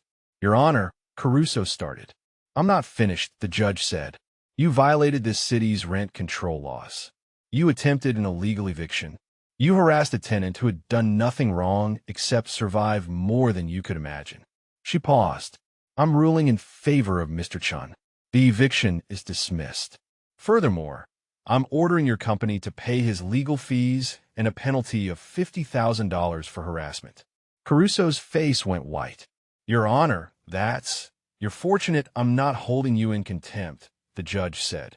If Mr. Chun or any other tenant in your building faces retaliation, you'll be back in front of me. And next time, I won't be as lenient. She looked at Raymond. Mr. Chun, thank you for your service. Your apartment is secure. Raymond stood there, stunned. It was over. He'd won. The courtroom erupted in applause. Veterans stood and saluted. Tenants hugged each other. Sue had tears streaming down her face. And Raymond, this man who'd spent 6 years believing he was worthless, felt something break inside him. Not breaking apart, breaking open, like light flooding into a space that had been dark for too long. Still here, bare, he thought. Still trying.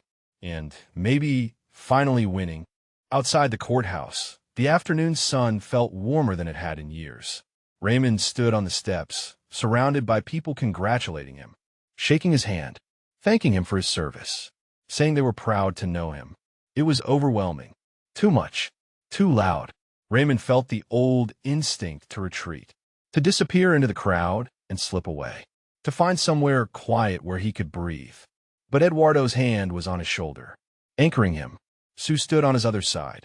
Sarah was there too, and the veterans, the tenants, all these people who refused to let him run anymore. A reporter approached, the woman from the back row, early 40s, recorder in hand. Mr. Chun, I'm Jessica Park from the Chronicle. Would you be willing to answer a few questions? Raymond's first instinct was to say no, but Wayne nodded encouragingly. It's your choice, but this could help other veterans facing similar situations. Raymond took a breath. Okay, Mom.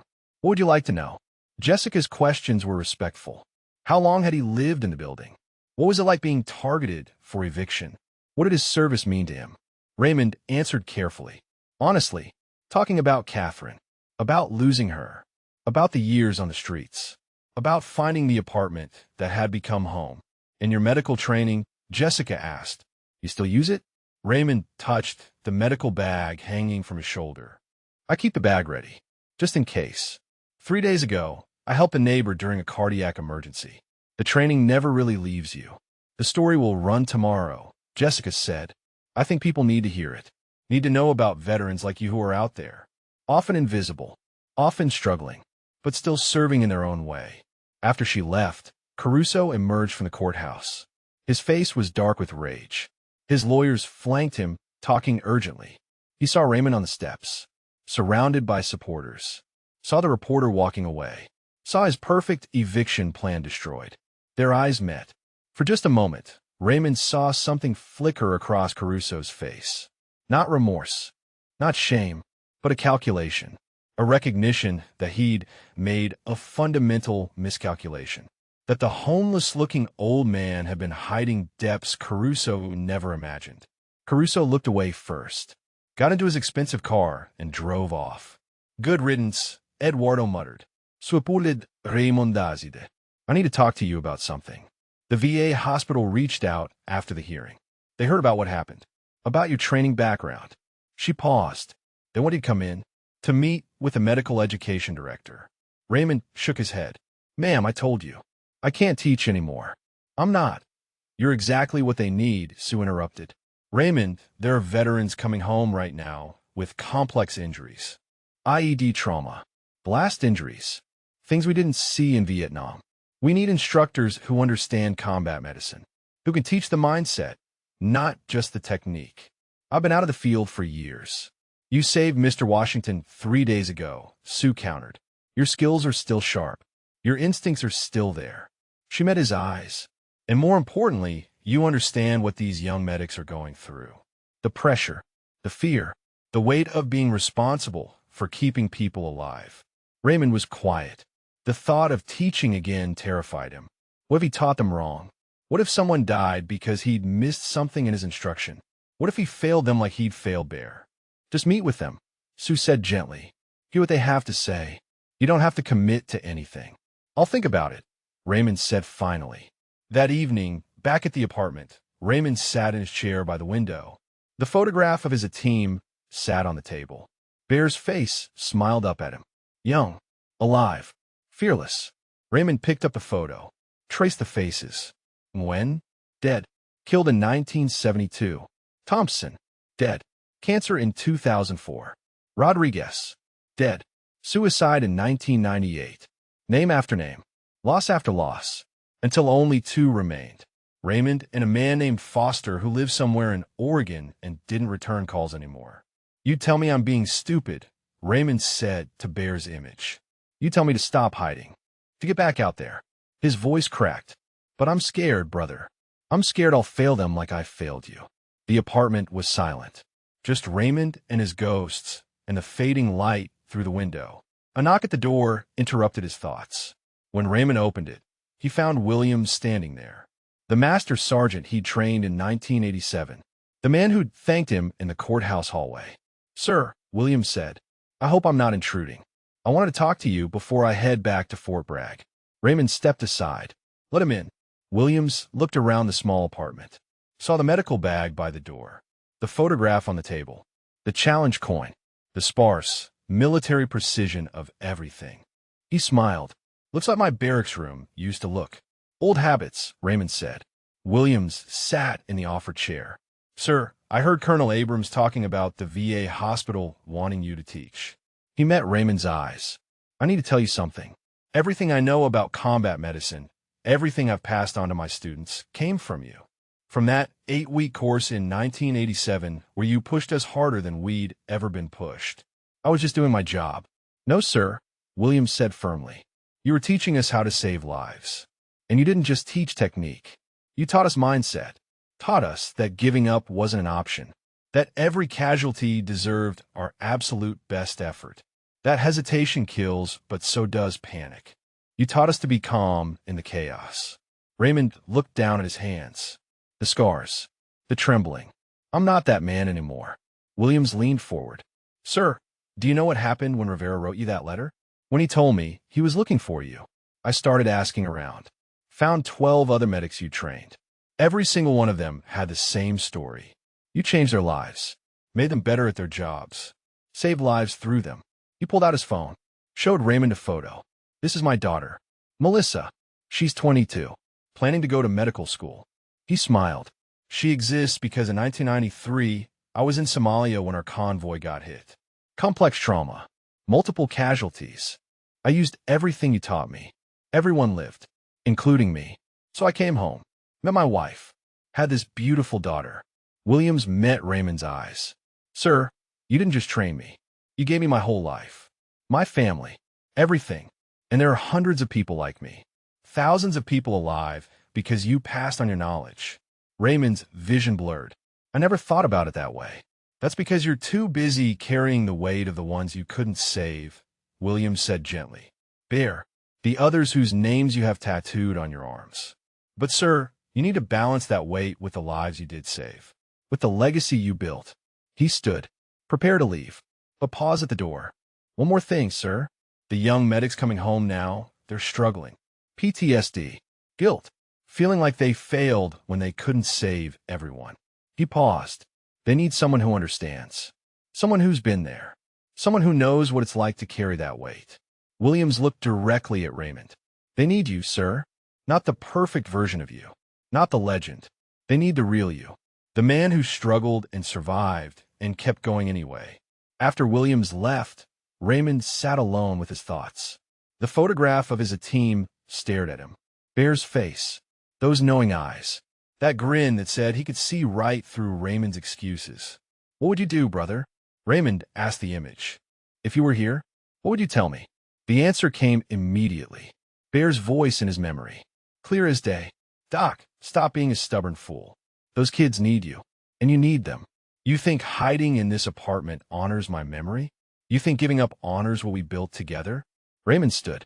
walked to the medical bag, opened it, pulled out the silver star, held it in his palm. The metal was cool, heavy.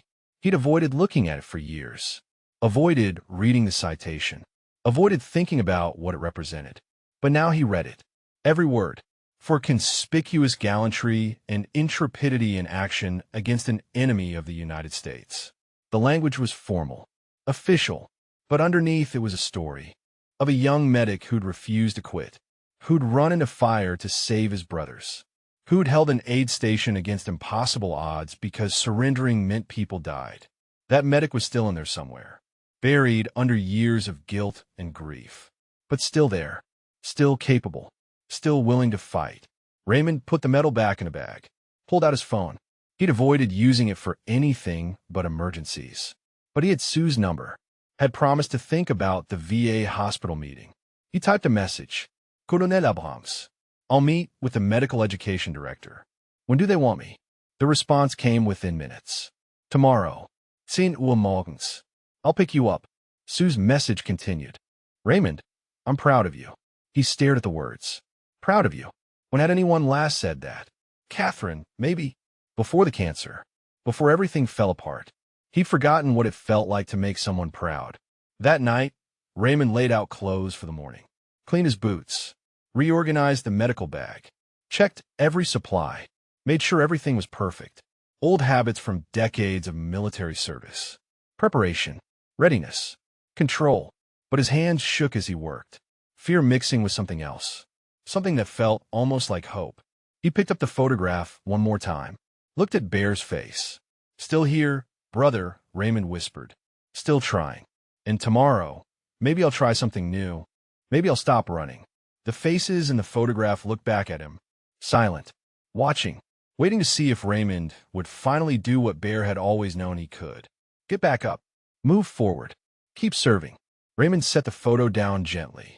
Touched the dog tags one more time. Then turned off the light and tried to sleep.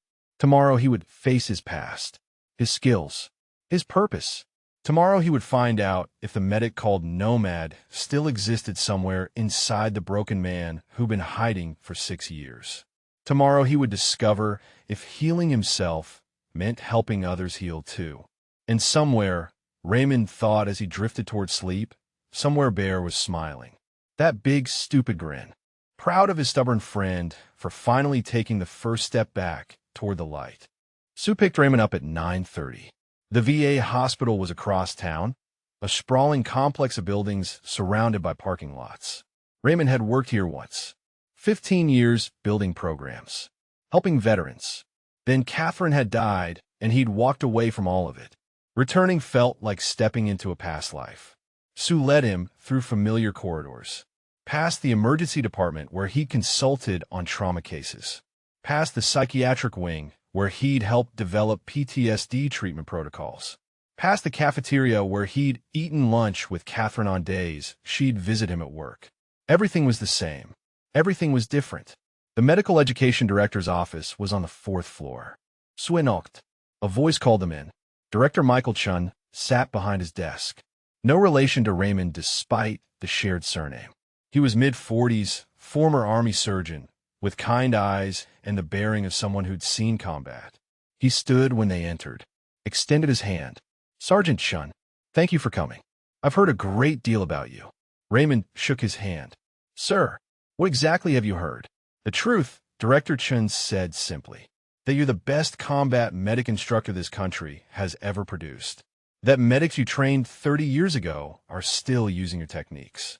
That you saved hundreds of lives and trained hundreds more to do the same. He gestured to chairs. They sat. Director Chun pulled out a folder. I've been reviewing your old training curriculum. The courses you developed at Fort Bragg. The techniques you pioneered for treating blast injuries.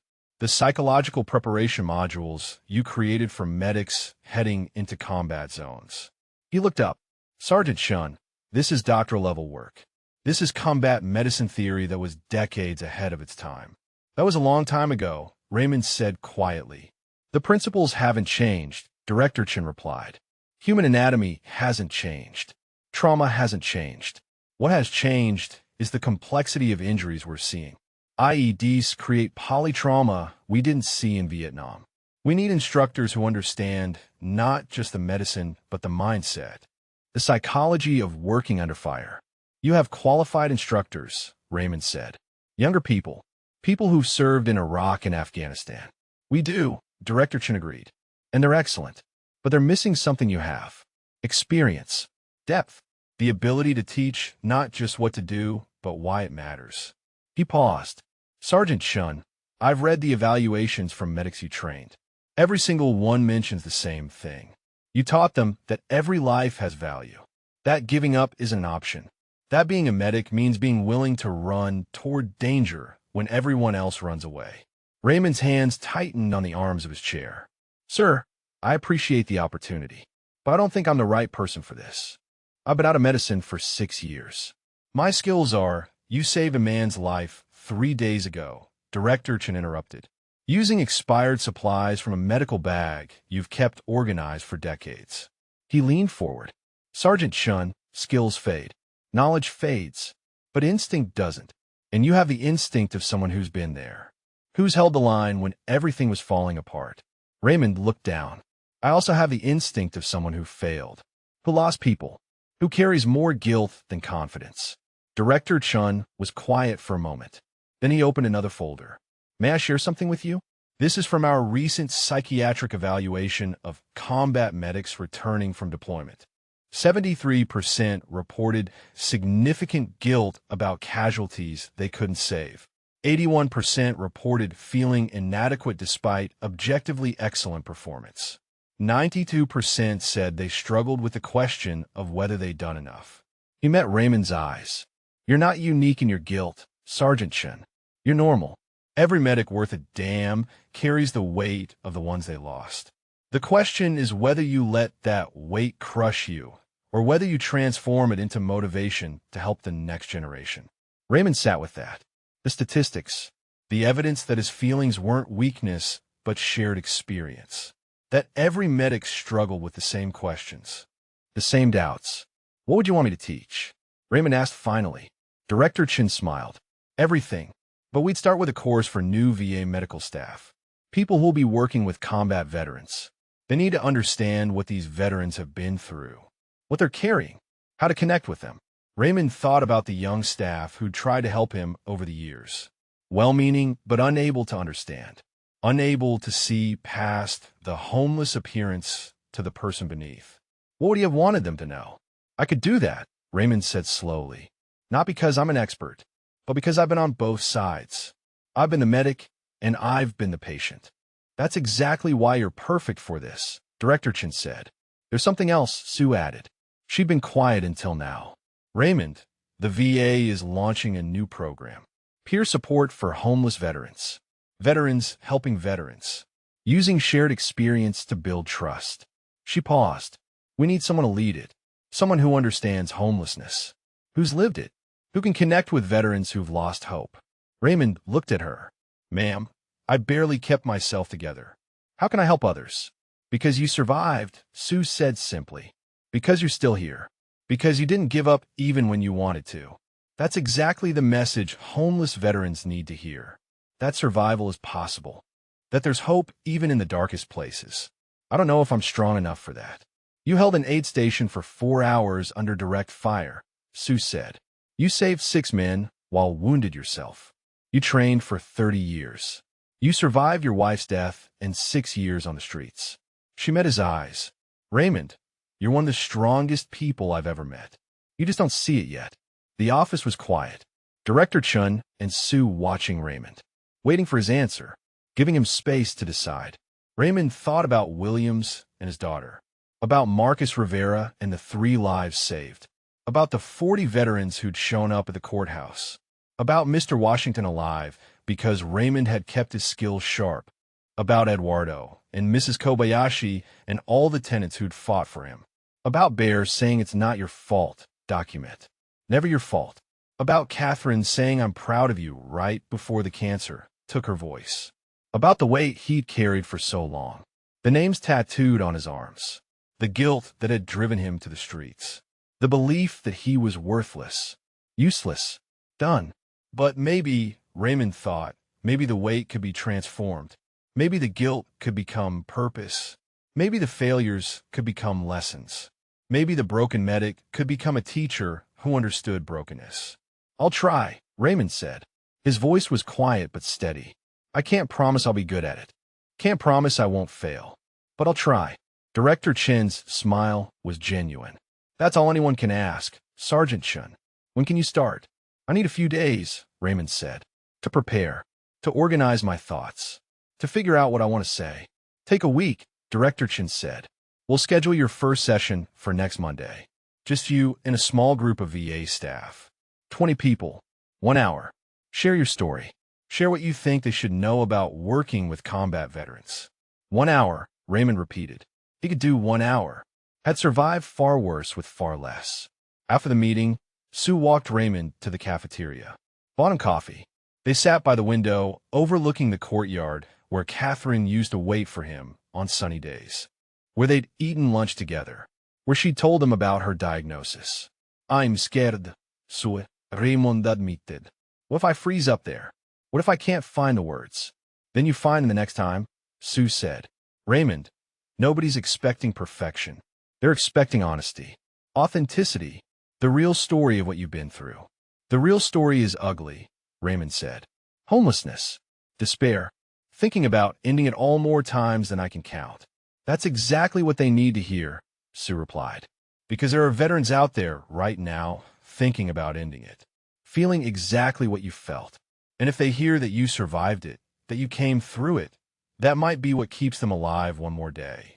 Raymond sipped his coffee, watched the courtyard, remembered Catherine laughing at something he'd said, remembered her holding his hand, remembered her last words. Keep going, Raymond. Promise me you'll keep going. He'd broken that promise for 6 years. Had given up. Had stopped. Had hidden. Maybe it was time to keep the promise again. That evening, Raymond sat at his small table with a notebook, borrowed from Sarah. He hadn't written anything in years, but he needed to organize his thoughts, figure out what to say to those VA staff members. He started with the basics, who he was, what he'd done, the missions, the training, the years of service.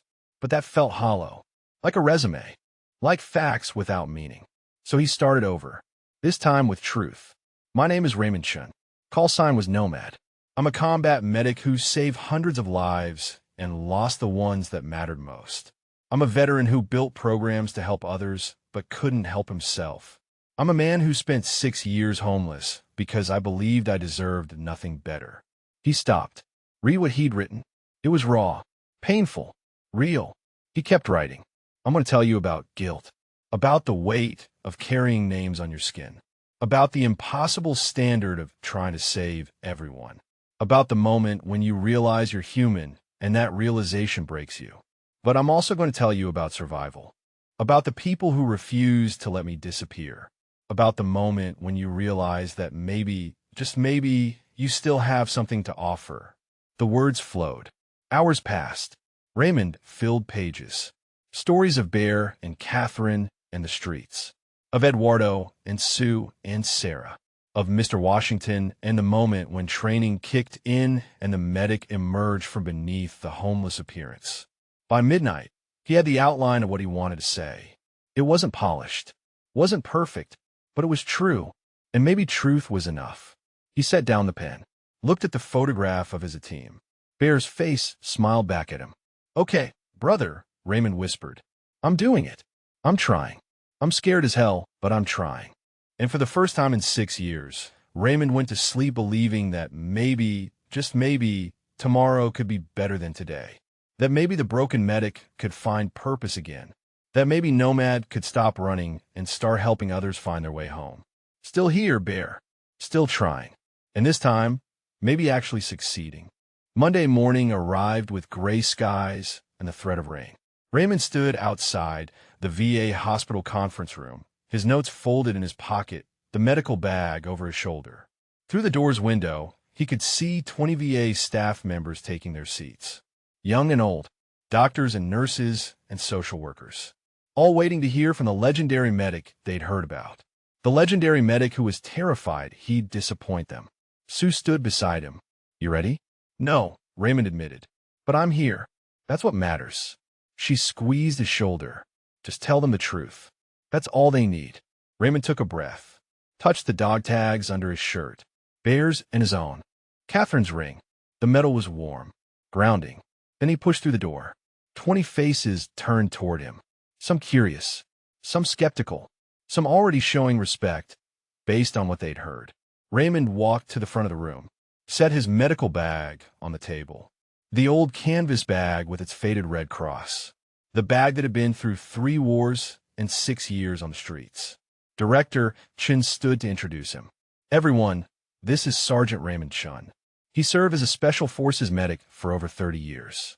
He's here today to share his experience and perspective on working with combat veterans. He sat down. The room was Raymond's. Raymond stood there, silent, looking at the faces. So many of them young, eager, wanting to help, but not understanding yet what they'd be facing. Not understanding the weight, the complexity, the impossibility of fixing what war breaks. He pulled out his notes, looked at them, then folded them back up and put them away. This needed to be from the heart, not from script. My name is Raymond Chun, he began. His voice was quiet but steady. Call sign was Nomad. I was a combat medic in Vietnam, Central America, and various places that officially don't exist. I trained combat medics for 15 years at Fort Bragg.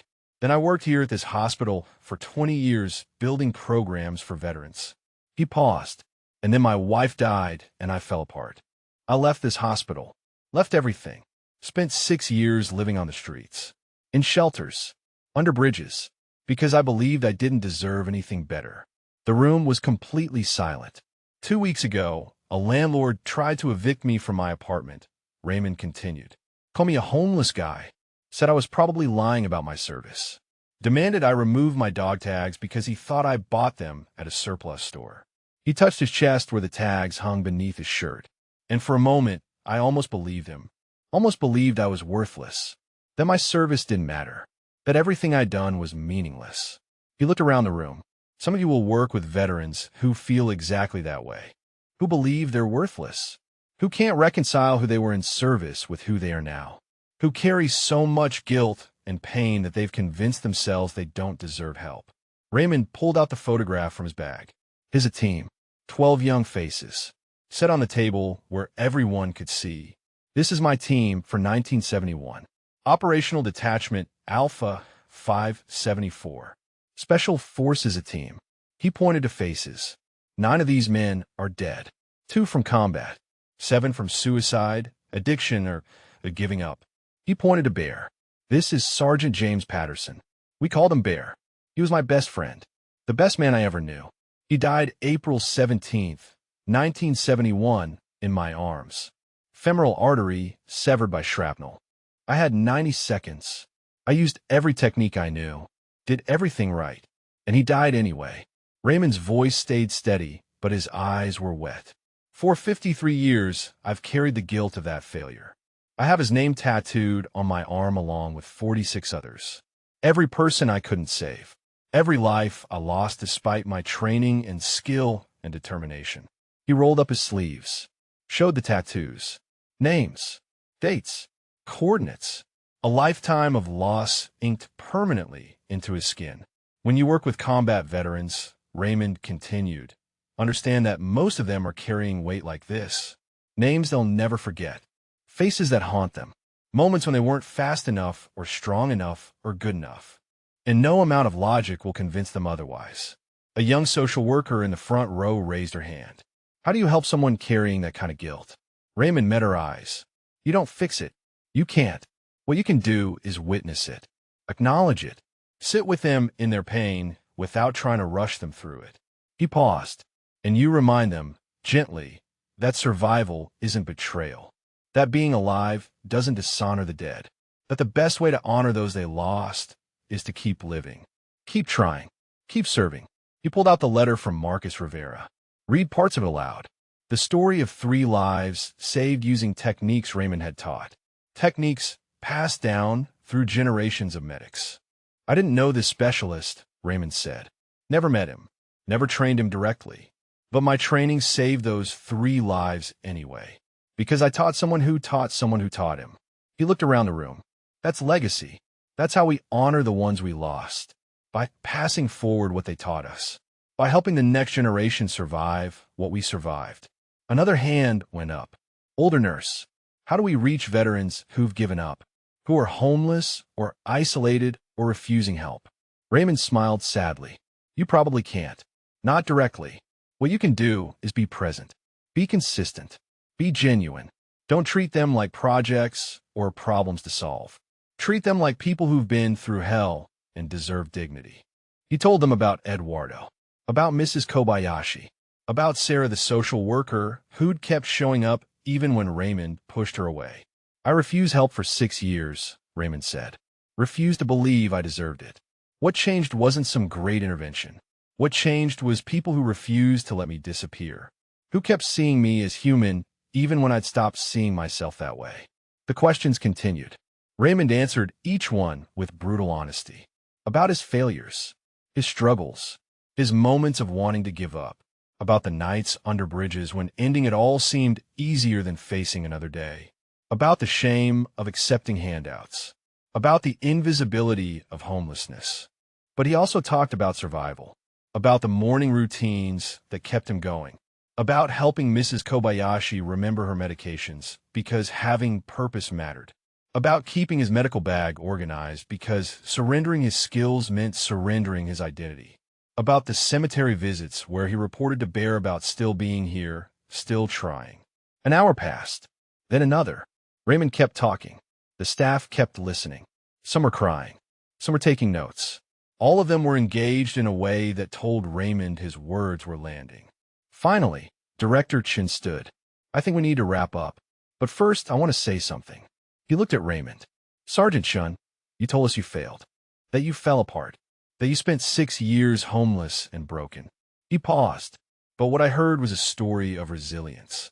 Of a man who survived unbearable loss and kept going anyway. Who maintained his skills even when he had no reason to. Who helped others even in his darkest moments. Who eventually found the courage to accept help and start healing. The room erupted in applause. Staff members stood. Some approached Raymond afterward, thanking him, sharing their own stories of family members who'd served, asking questions about specific cases. One young doctor, maybe 30, waited until the others had left. Sir, he said quietly, my brother came back from Afghanistan 3 years ago. He won't talk to anyone, won't accept help, lives alone, barely responds to calls. The doctor's voice cracked. I don't know how to reach him. Raymond looked at this young man carrying his own weight, his own fear for someone he loved. Tell him you're not going anywhere, Raymond said. Tell him you'll be there whether he talks or not, whether he accepts help or not. Just be present, be consistent, and when he's ready, he'll reach out. What if he's never ready? Raymond thought about the 6 years he'd wasted, the people who'd tried to help and he'd pushed away. Then you keep being there anyway, because that's what love looks like. Persistent presence even in the face of rejection. The doctor nodded. Wipe his eyes. Thank you, sir. After everyone had left, Sue found Raymond in the hallway. You were amazing in there. I just told him the truth, Raymond said. Exactly, Sue replied. That's what made it powerful. She paused. Director Chin wants to know if you'll do this again. Maybe once a month. Different topics. Different audiences. Raymond considered. A month ago, he'd been facing eviction, believing he was worthless. Now he was being asked to teach again, to share his experience, to help others understand what he'd learned through 53 years of service and suffering. Yeah, Raymond said, I'll do it. He touched the medical bag, felt the weight of it, the history, the purpose. Maybe this is what Bear would want, what Catherine would want, me using what I've learned to help others. Sue smiled. They'd be proud of you, Raymond. I'm proud of you. That evening, Raymond returned to his apartment. Eduardo was waiting in the hallway. How'd it go?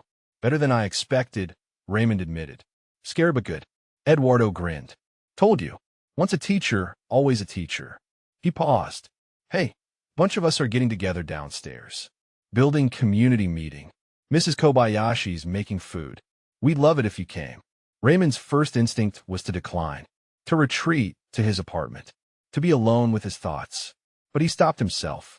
Being alone hadn't served him well for 6 years. Maybe it was time to try something different. Yeah, he said. I'll come. The community room was warm and crowded. Tenants from throughout the building, sharing food, talking, laughing. When Raymond entered, the conversation paused, then resumed with welcomes. Space made at the table, plate loaded with food. Mr. Chun, Mrs. Kobayashi said, pressing a bowl into his hands. Eat. You're too thin.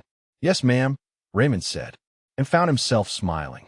He ate, listened to conversations, contributed when asked, helped Mr. Washington with his walker, showed one of the trans children how to properly clean a small cut on her hand. Existed not as the legendary medic or the homeless veteran, but simply as Raymond. Neighbor, friend, person. Later, back in his apartment, he stood at the window. The city lights spread before him. Somewhere out there, veterans were struggling, homeless, isolated, carrying weights they believed no one could understand. Tomorrow he'd start working on Sue's peer support program, start reaching out, start being the persistent presence for others that Eduardo and Sue and Sarah had been for him. He picked up the photograph of his team. Bear's face looked back at him, that knowing grin, those eyes that had seen everything and loved anyway.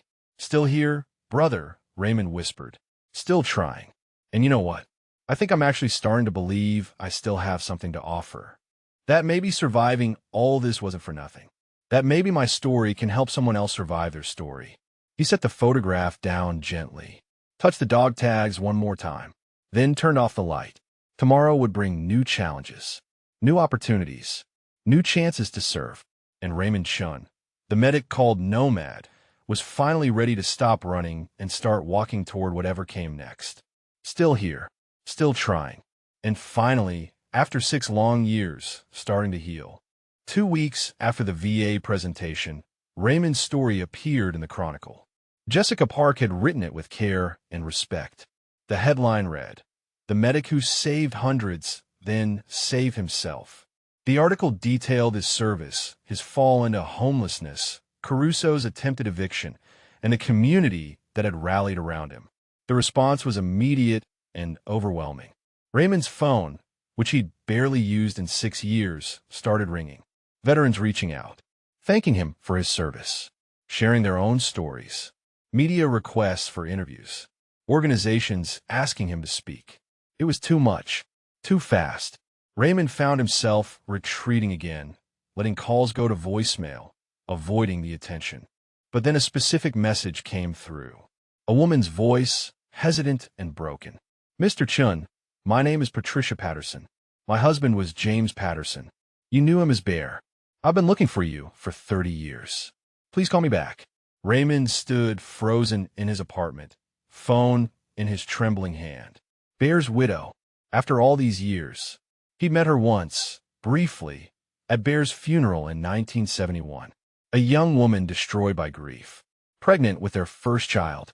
Raymond had been unable to look at her, unable to face the woman whose husband he'd failed to save. He'd avoided her ever since, had never reached out, had carried his guilt in silence for 5 decades. Now she was asking him to call, and Raymond had no idea what to say to her, how to apologize, how to explain why he'd disappeared from her life, why he'd never contacted her or Bear's children. Sue found him an hour later, still standing in his apartment, staring at the phone. "Raymond, what's wrong?" He showed her the message, played it for her, watched her face soften with understanding. "You need to call her back," Sue said gently. "I can't," Raymond whispered. "What do I say? I'm sorry I let your husband die. I'm sorry I've spent 50 years being a coward." "You say hello," Sue replied. "You listen. You let her talk. She reached out to you, Raymond. After 30 years. That means something." Raymond's hands wouldn't stop shaking. "What if she blames me? What if she's been carrying anger all these years?" "Then you let her express it," Sue said. "You witness it. You accept it.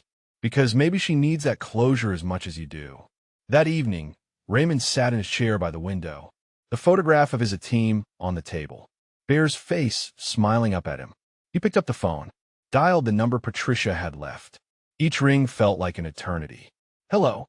Her voice was older now, weathered by time, but still carried that same softness he remembered. "Mrs. Patterson," Raymond said. His voice cracked. "This is Raymond Chun. You called me." Silence. Then, "Oh my God, Raymond, after all these years." She was crying. "I thought I'd never find you. I thought you were gone too." "I'm sorry," Raymond said. The words tumbled out. "I'm so sorry. I should have called. Should have reached out. Should have been there for you and the baby. I just couldn't face you after what happened.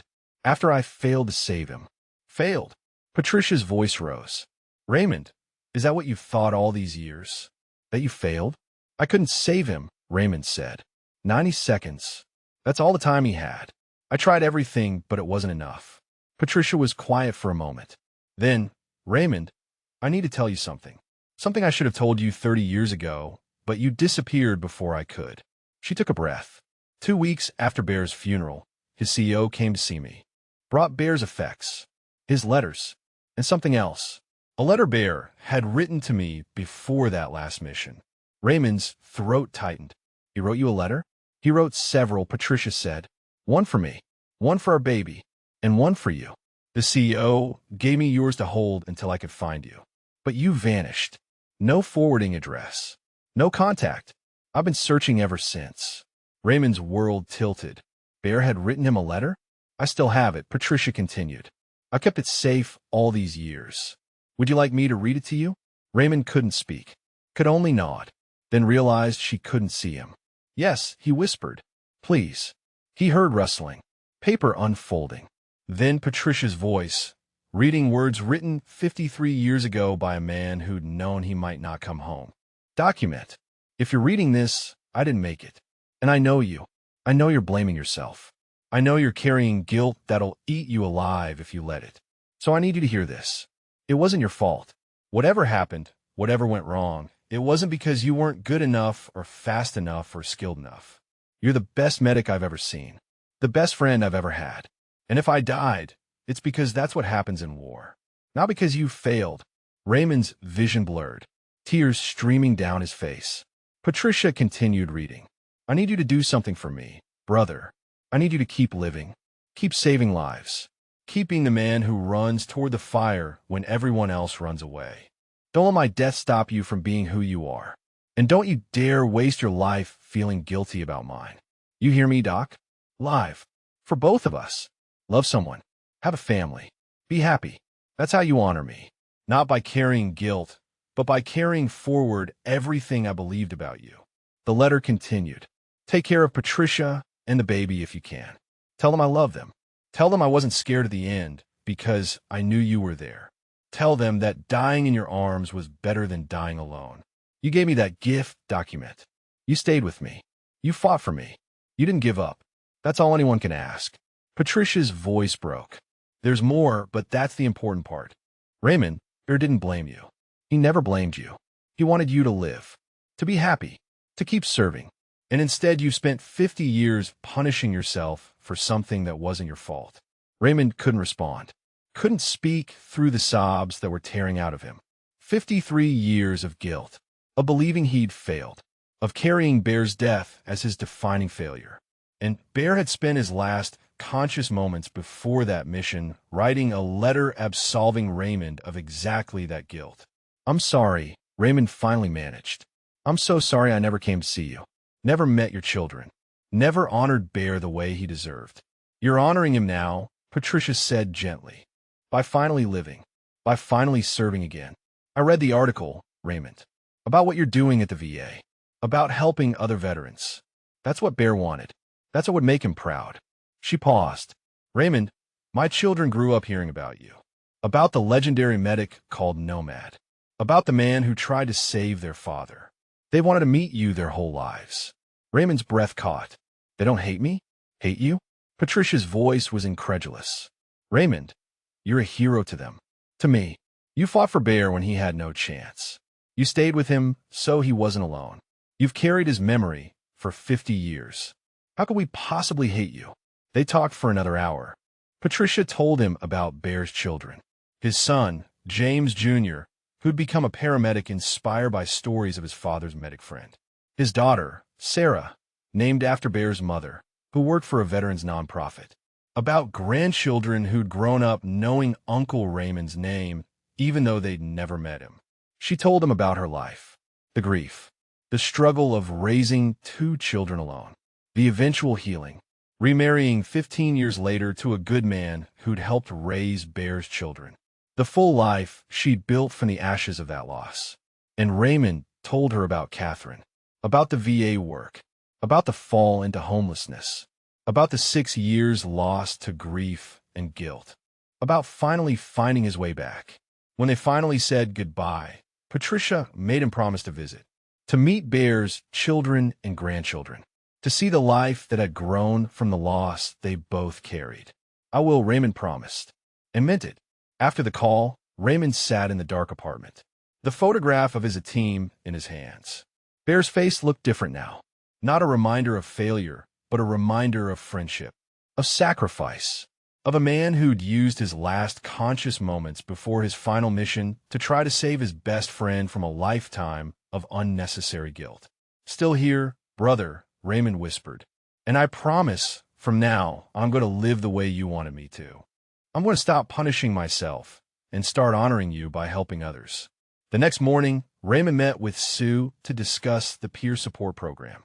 They had 7 homeless veterans signed up, 7 men and women living on the streets, in shelters in their cars, all of them struggling, all of them believing they were worthless, all of them needing exactly what Raymond could offer. Not pity, not charity, but understanding from someone who'd been there. The first meeting was in a church basement. Donated space, folding chairs in a circle, coffee and donuts. Raymond arrived early, set up, waited. They came slowly, suspicious, guarded. 3 men and 4 women, ages ranging from 30s to 70s. Vietnam era to Iraq and Afghanistan. Different wars, same wounds. Raymond stood, introduced himself, then sat down and did what Patricia had taught him was possible. He told the truth. "My name is Raymond. I'm a combat medic. Vietnam, Central America, various places I can't name. I have a silver star I never wear and enough guilt to crush a normal person. 6 years ago, I was living under a bridge. 2 weeks ago, I almost got evicted by a landlord who thought I was worthless. Last week, I found out my best friend, who died in my arms 53 years ago, had written me a letter telling me to stop feeling guilty and start living." He looked around the circle. Every eye was on him. "I don't have all the answers," Raymond continued. "I don't have a magic solution for your pain. What I have is my story, and the belief that if I can survive 6 years homeless and find my way back, maybe you can too. Not because I'm special, but because we're all stronger than we think, and because giving up dishonors everyone we lost." The meeting lasted 2 hours. People shared, cried, laughed, connected, and when it ended, all 7 of them agreed to come back next week. Raymond walked home in the rain, his medical bag over his shoulder, dog tags warm against his chest.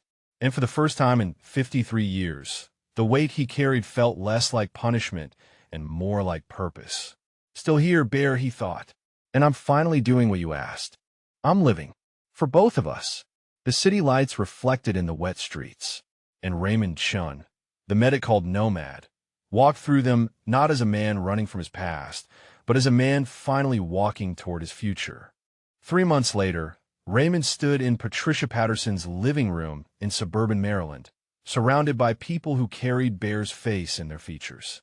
James Jr. had his father's build and that same easy smile. Sarah had Bear's eyes and gentle manner. The grandchildren ran around with the fearless energy Bear had brought to everything. "Uncle Raymond," James Jr. said, gripping his hand, "Dad talked about you in every letter he sent home. Said you were the best medic in the Army. Said if anything happened to him, you'd move heaven and earth to save him." Raymond's throat tightened. "I tried, son. I really tried." "We know," Sarah said softly. She held a photograph. Her father in his uniform. Young. Alive. Before Quang Tri. "Mom told us what happened. Told us what Dad wrote to you." She met Raymond's eyes. He wouldn't want you carrying guilt for 50 years.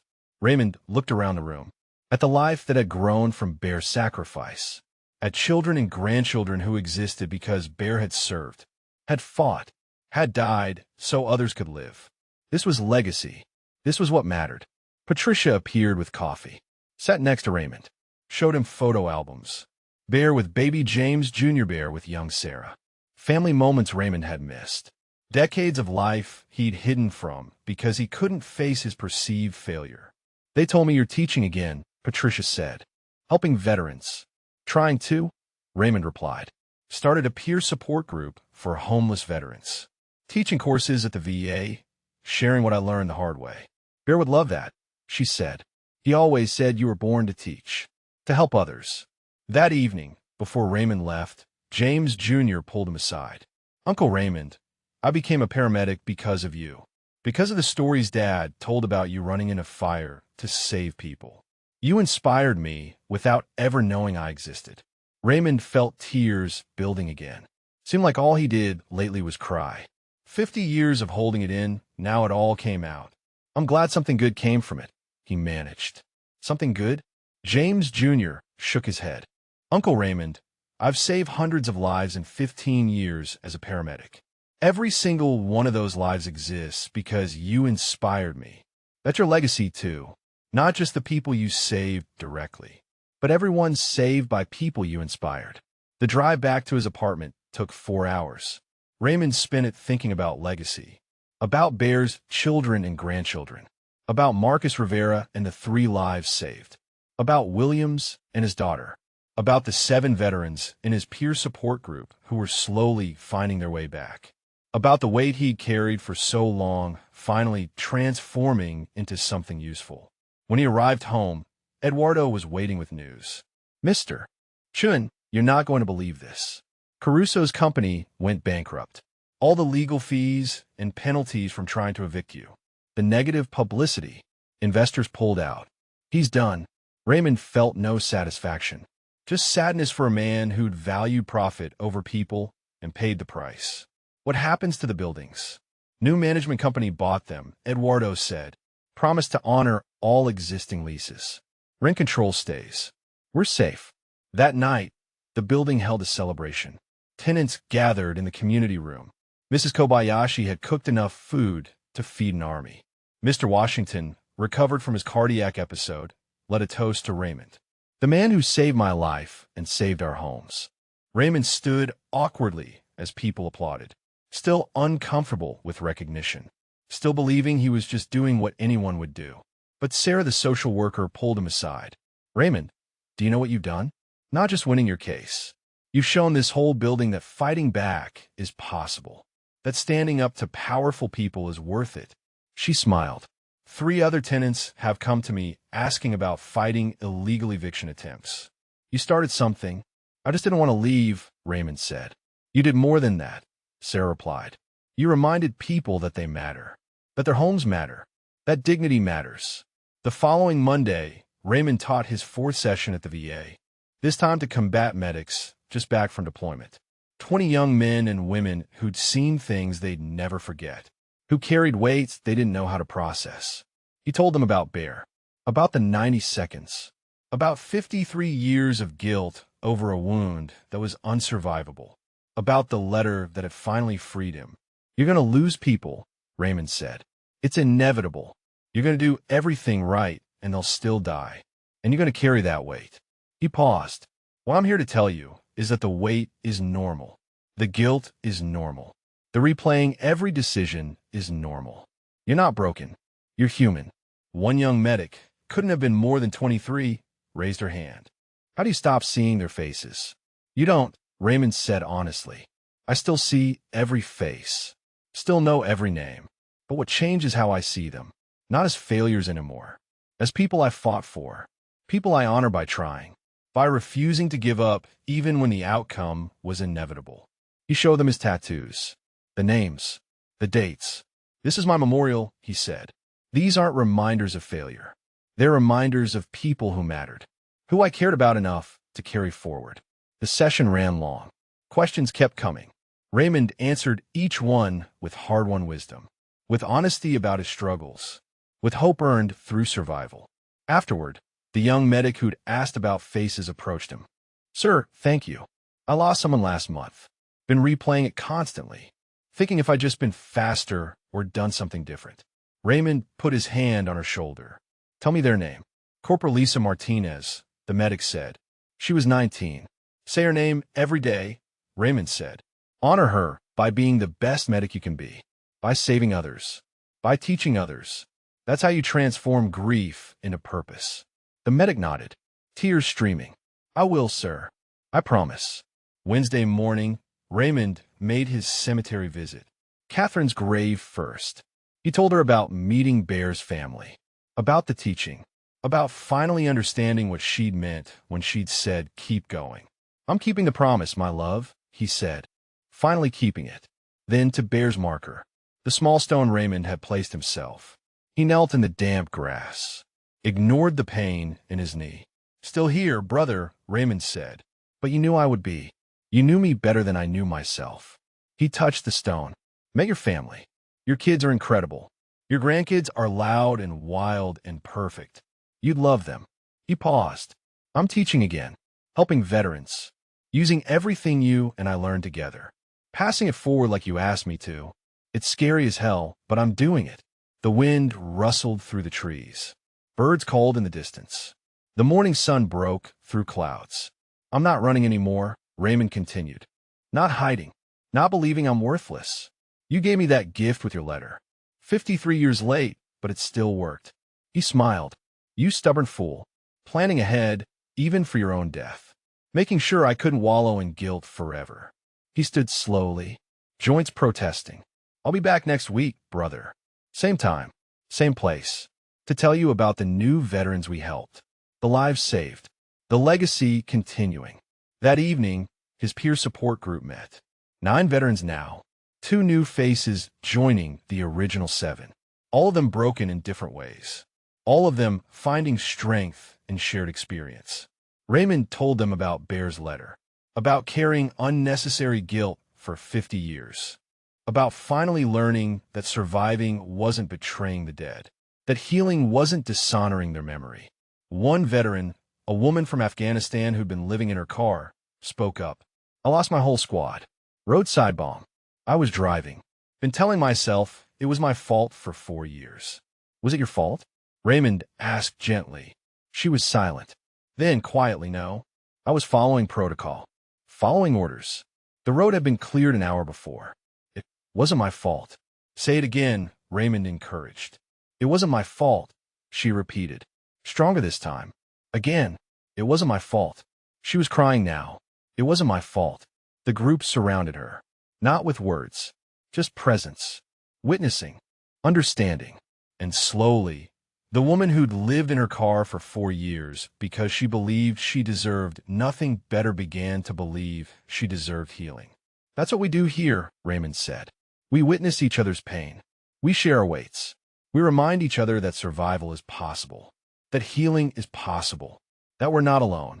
By the meeting's end, the woman had Sarah's number, had information about housing assistance, had a follow-up appointment scheduled, had 9 people who refused to let her disappear. Walking home that night, Raymond's phone rang. An unknown number. He almost didn't answer, but something made him pick up. Sergeant Chun? A young voice. Nervous. My name is Taylor Brooks. I'm a combat medic stationed in Germany. Master Sergeant Williams gave me your number. Said if I was struggling, you'd understand. Raymond stopped walking.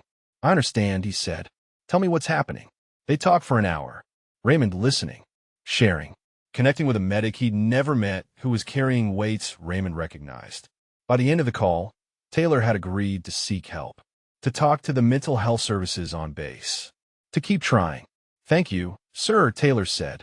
I didn't know if anyone would get it. I get it, Raymond replied, and you're going to get through it. One day at a time, one call at a time, and whenever you need to talk, you call me.